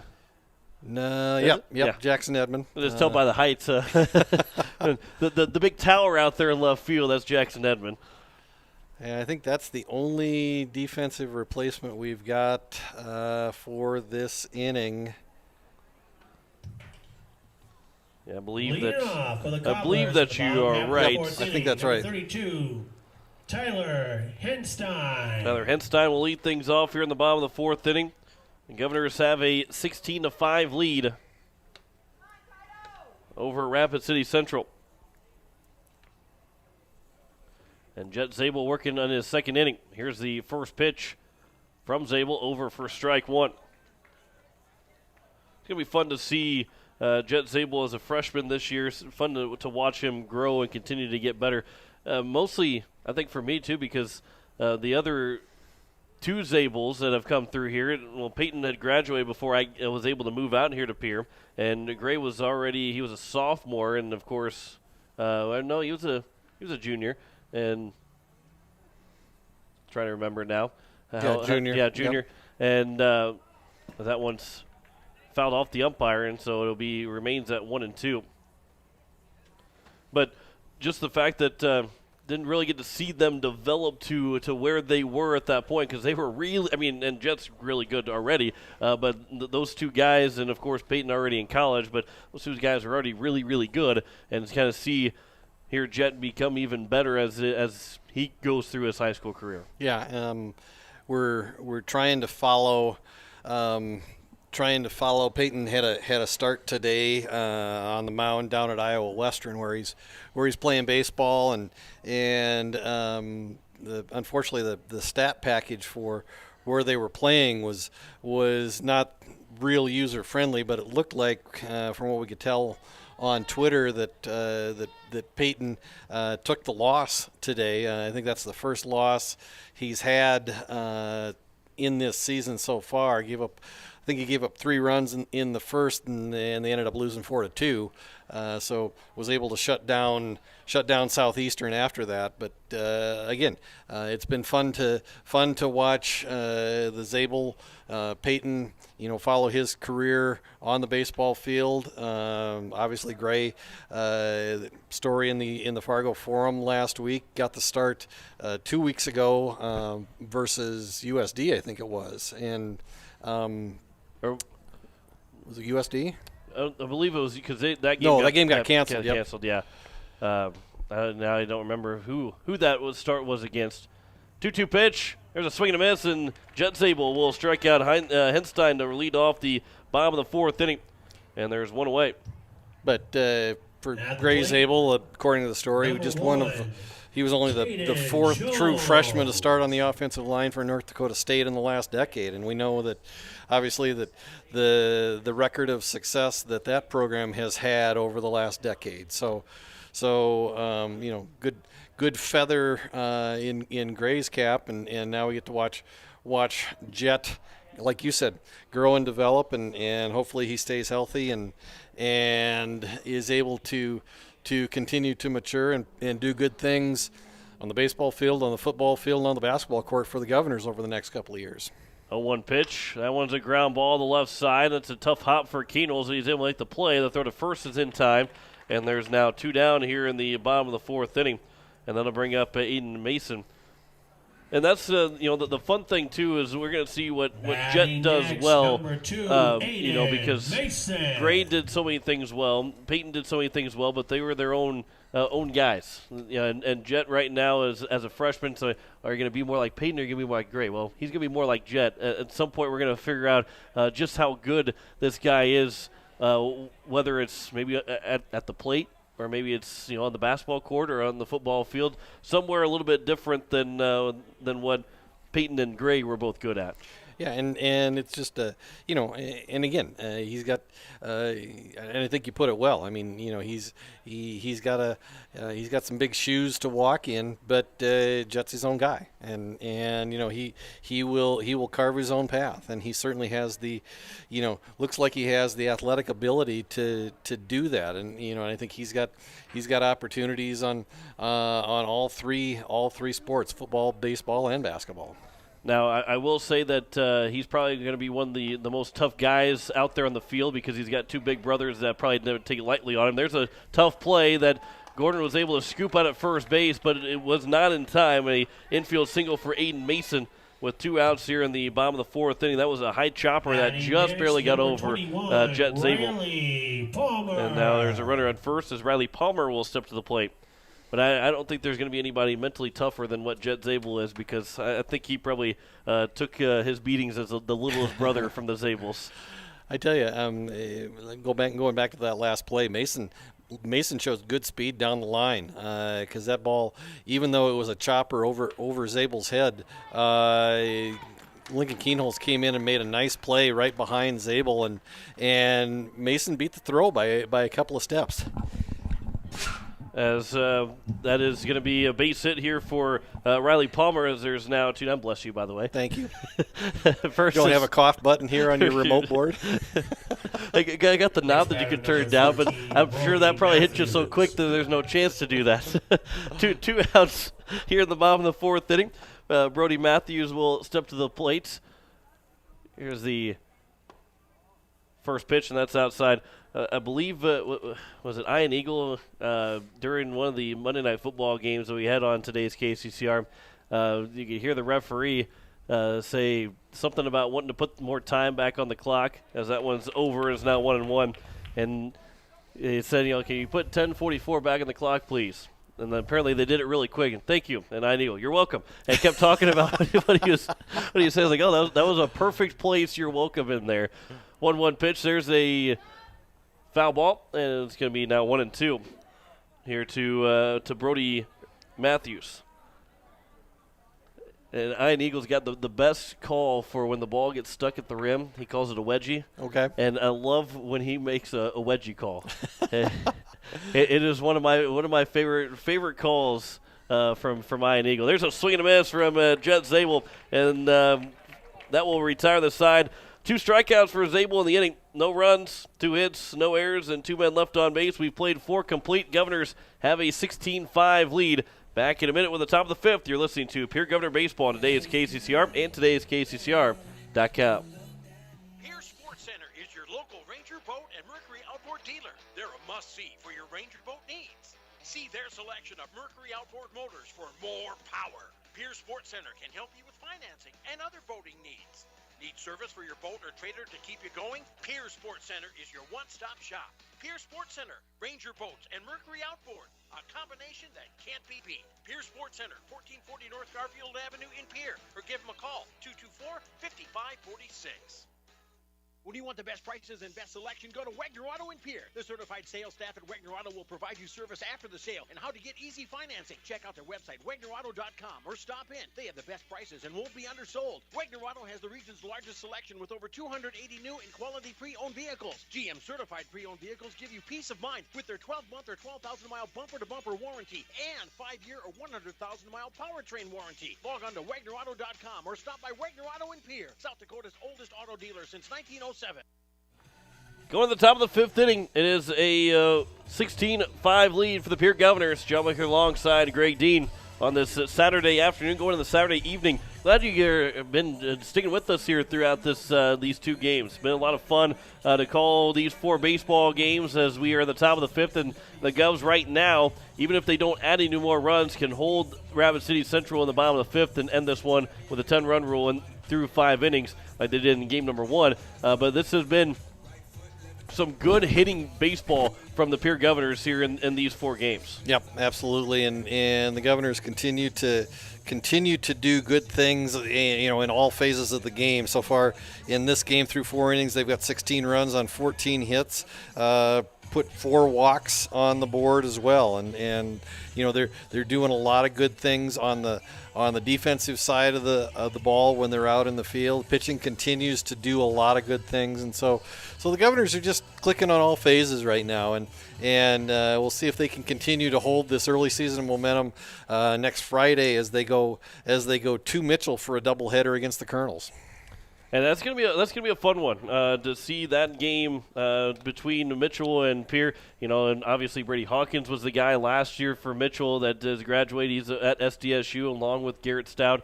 But we'll see what Mitchell has going into the this first game against Mitchell on Friday. That doubleheader at 5 and 7. You can listen to it here on today's KCCR or watch on YouTube at KCCR Sports.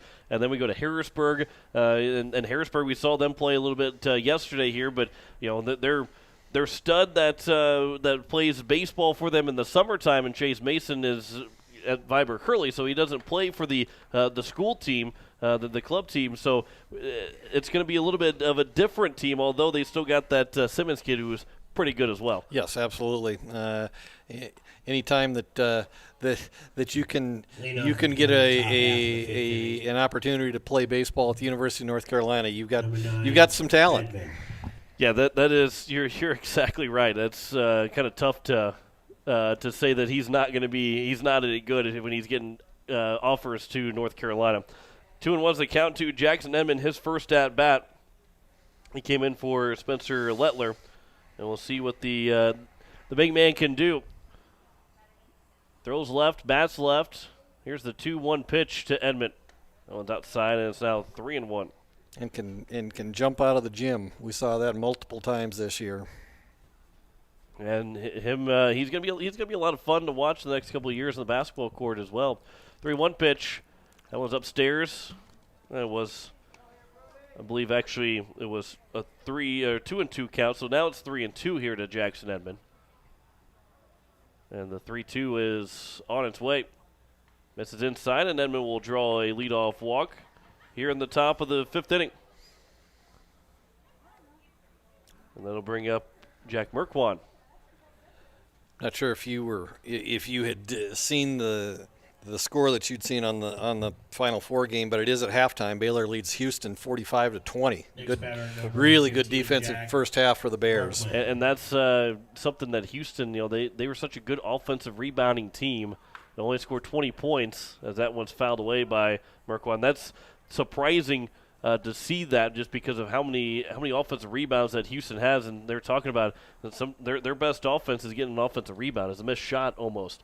Because they get so many offensive rebounds, but Baylor's didn't, by the looks of it, without even going the stats, they've boxed out well in that game. Here's the 0-1 pitch. Here's a ground ball to the left side. That's through for a base hit for Jack Merkwan, as he will be 4 for 4 now in this game.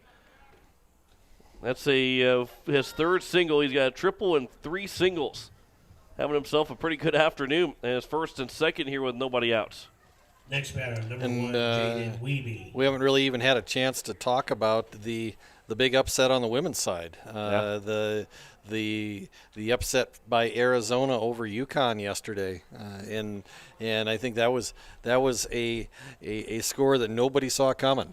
And the staples of women's college basketball has not been Arizona. They have not been that team that's been, everybody talks about, well, they're probably going to make the Final Four. I mean, this is their first chance in the national championship in their program history. The infield fly rule is called, and the catch is made off Jaden Weeby's hit to shortstop, and the first out is recorded here in the top of the 5th.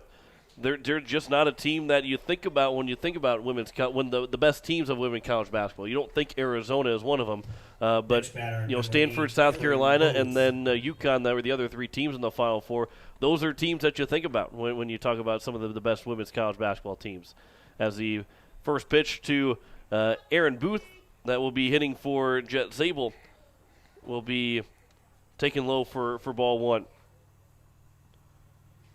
Yeah, it just and again lines up an all Pac-12 women's championship between Arizona and Stanford. The 1-0 pitch is a swing and a miss, and it's 1-1. Bill Walton has got to be absolutely out of his mind to see how well Pac-12 teams have been playing in both the women's and men's tournament, because they got a chance for UCLA to be in the national championship. They beat Gonzaga. Here's the 1-1 pitch to Booth. There's a swing and a miss, and it's now 1-2. And Aaron Booth, he's going to Dakota State, but his dad, Eric Booth's a pretty big USD fan, and USD women's basketball is going to have a lot coming back. Chloe Lamb from Oneida, she's returning for another senior year as there's a swing and a miss and a strikeout to Aaron Booth, and there's now 2 down here in the top of the 5th inning. But because this year does not count towards anybody, you have that opportunity, and all 5 starters are going to be back for USD next year. So that's going to be a lot of fun unless you're an SDSU fan and you want them to lose all the games, maybe it won't be fun for you. But for the fans of seeing South Dakota basketball in terms of South Dakota State and USD play well, and that one's flown out to left field, and the catch is going to be made by the left fielder in UTEC to retire the side for the first 0 recorded in the ball game, as only 5 guys came to the plate in that 5th inning. No runs, 1 hit, no errors, and 2 men left on base. We head to the bottom of the 5th. The Governors can win it if they allow 0 or 1 run in that bottom of the 5th. You're listening to a Pierre Governor Baseball on today's KCCR and today's KCCR.com. Insurance. We all need it to protect our homes, health, businesses, and belongings. But having adequate coverage is just the beginning.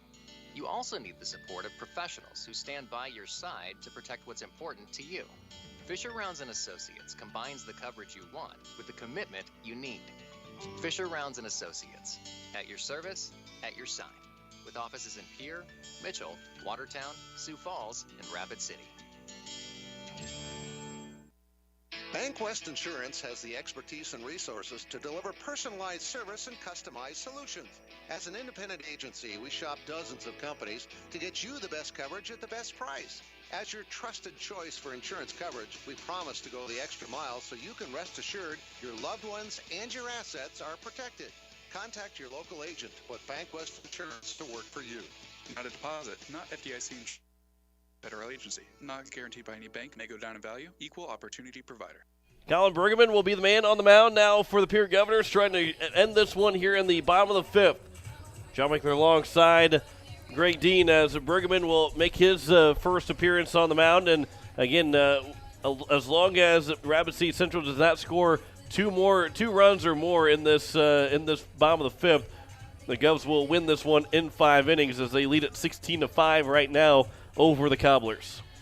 Yeah, and right now, what you want out of Colin Brueggemann is just strikes. Just go out and let your defense work behind you, and just try to get out of here with as minimal batters as possible here at the 4:30 Mountain Time hour, and try to get back on the road so that we can all get home at a nice hour tonight. That's right, and make sure as you're driving on your way back home to turn on today's KCCR to listen to that college basketball game on the way back once you get into the listening area. Yes, or pull it up on your KCCR app. Yep, you can stream it. We're allowed to stream college basketball games for the NCAA tournament. So, great chance to listen to the basketball game all the way back home, and one place to listen to both games. So the great thing about KCCR, isn't that? Absolutely.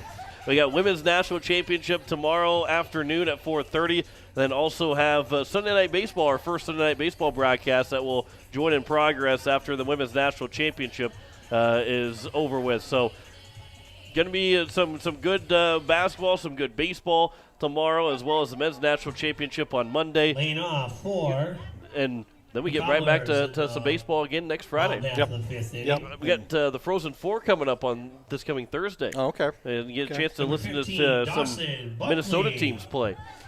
Yeah, it'll be, and that's the thing. I mean, and have talked to a few people and just made the observation that with all, especially all of college sports, kind of just being out of whack this year, and a lot of the fall and winter sports being pushed into the spring. I mean, you really have to. I don't want to say feel sorry for, but just really have to tip your hat to the college administrators, the ADs, because they're doing double and triple duty. I mean, you've got, especially if you look at a program like SDSU or USD. I mean, you've got your football team playing, your baseball team playing. At one time, I think we figured out that probably was the first time in the history of SDSU where on the same day you had the football team, both men's and women's basketball teams, and the baseball team all playing on the same day. That's got to be that's a scheduling nightmare for and for the SIDs that have to be covering all those games. That should be strike 3, I believe. Yep, that is strike 3, and there's the first out as Colin Bergman will get the first out here in the bottom of the 5th, and strikeout looking of Dawson Buckley, and that will bring up next batter, number Houlihan. 20, Trey Houlihan. Trey Houlihan is 0 for 1. He reached on an air, but takes a lot of work, and credit to all the high school athletic directors that have had to deal with a lot of postponements and then trying to reschedule games and everything like that. It's been to be an administrator, especially in this year's, not even just for the sports, but as overall, and not that it was easy beforehand, because it was anything but easy. I don't want to say that, but there's been some extra stress with the pandemic and being able to work through it and trying to make everything seamless as it has been for the majority of the year. There's been a couple hiccups from here and there from around the state and even with Pierre back in the fall, but nothing that's really it's been really well for much of the state to continue to have their schools be open. Yeah, and again, it's taken a lot of work and a lot of planning and a lot of foresight on behalf of people up and down the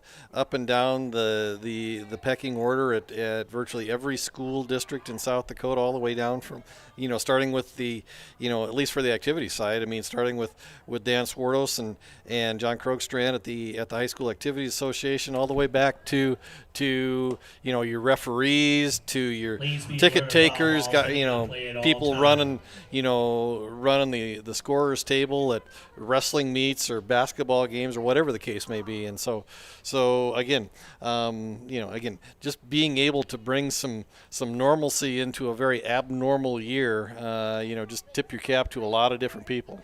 3-2 pitch misses upstairs, and it's a one-out walk issued to Houlihan, and that'll bring up Wesley Gillespie with 1 on and 1 out here in the bottom of the 5th inning. Wesley Gillespie. Dan Swartos, John Krogstrand, they do fine work, although Krogstrand's a Cubs fan, and, no, I'm just kidding. Another one of those. Yeah, as might have maybe a pinch runner coming on for Houlihan.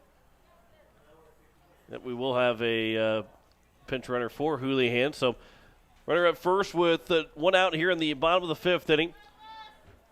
Wesley Gillespie, the catcher here in game number 2.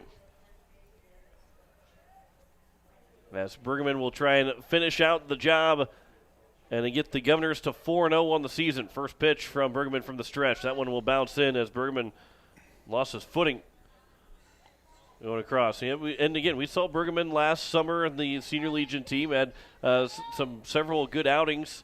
Had a game, I believe, when they faced Mandan. Really he had a shutout and had just one. That wasn't even a bad inning. Just gave up one bad pitch that was hit for a home run. He had several good outings as on the pitching staff for the Senior Legion team. There's a ground ball to the left side. That one will try and get through the hole off the glove of Keenels. Not sure if he had any play, even if he backhanded. Maybe Derek Jeter-esque throw to try and get him out at first, but it is going to be an infield single for 18, Gillespie. Carter Utek. It'll be Carter Utek. So now comes to the plate with Carter Utek, and you can't let that guy at first base come around to score here in the bottom of the 5th if you want to try and end this in 5 innings with a 11-run lead. Yeah, and so now you're looking for Brueggemann to just throw strikes, try to get the Cobblers to put something in play. You got outs at every base in the field right now with 1 out, runners on first and second. Bergman will come set from the stretch. Here's the 1-0 pitch to Utek. That one's fouled back to the screen, and it's now 1-1. Bergman struck out to Dawson Buckley, looking to open up the bottom of the 5th inning. A walk and a single infield hit for Gillespie has gotten first and second. Here with 1 down in the bottom of the 5th inning, a 16-5 lead for the Pierre Governors. Here's 1-1 pitch. That one's skied out towards center field. Rasky will range over to his left to make the catch. And there's now 2 down. And the Govs are now out away from finishing off the Cobblers in a doubleheader Next sweep. batter, number 32, Tyler Henstein. O'Brien was not going to test Rasky's arm trying to go from second to third, just kind of a medium deep fly ball that Rasky had to range over into right center to track down, and good decision by O'Brien because we've seen Rasky make a throw like that a lot of times before, and he let it go once today. I mean, it was good to see Rasky let it go as we had a fly ball earlier in this game, and he brought it into home plate, and so he's not afraid to let that long throw go, at least right now. So hopefully that arm stays well, that elbow stays in condition. Here's a good 0-1 curveball from Bergman that buckled Henstein, and now the Cobblers are down to their final strike here in this doubleheader. Here's the 0-2 pitch from Bergman with 2 outs. There's a chopper back up the middle. Keenholz will make the grab. He'll step on second to retire the inning and the ball game, as that will be a doubleheader sweep for the Pierre Governors. 16-5 is our score. John Winkler alongside Greg Dean. Greg, we're not going to take that commercial break because we're going to kind of wrap things up here right now and get you out to the basketball game. So, Greg, your final thoughts here on the doubleheader sweep. Well, I tell you what, the Governors did a lot of good things this weekend. Got some things they can work on, but I think they certainly proved themselves that they've got some that they're going to be a force to be reckoned with if they can continue this momentum. They're going to be a force to be reckoned with throughout the rest of the month of April and May, going into playoff time later on in May. And the Govs will face Mitchell here tomorrow, on Friday, next week Friday down in Mitchell, and we'll have that for you 5 and 7 o'clock for that doubleheader as the Governors take on the Mitchell Colonels in their first matchup of the season. Final scores once again here in game number 1. It was 28-7. The Pierre Governors beat Rapid City Central, and they finish out the sweep with a 16-5 win over the Cobblers in game number 2. Thanks to Spencer Kelly back at the station, Greg Dean to my right. I'm John Winkler, and we will see you on Friday. We'll talk to you again on Friday as the Govs will take on the Colonels. Doubleheader sweep as we say so long from Rapid City. You have been listening to Pierre Governor Baseball on today's KCCR. Pierre Governor Baseball is brought to you by Bank West, B&B Equipment, the Association of South Dakota Weed and Pest, Fisher Rounds and Associates, Sioux Nation, Black Hills Federal Credit Union, Overhead Door Company, Service Master, All Around Graphics, Nystrom Electric, Wagner Auto, Agtegra, AirTech, Pierre Sports Center, Comtech, and Rising Hope Counseling. Pierre Governor Baseball on today's KCCR is also brought to you by Avera, Dakota Sprinkler, Ferding Electric, Kathy Sunshine Properties, Gales Gas, First Dakota National Bank, Lamb Motor, Oahe Federal Credit Union, Olson Plumbing, Todd's Electric, Kruger Contracting, Midwest Cooperative, Gateway Ford, Lincoln, and Toyota, and Shane's Pharmacy.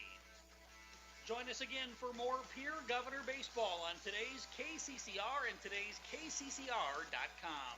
This has been a special presentation of Riverfront Broadcasting Sports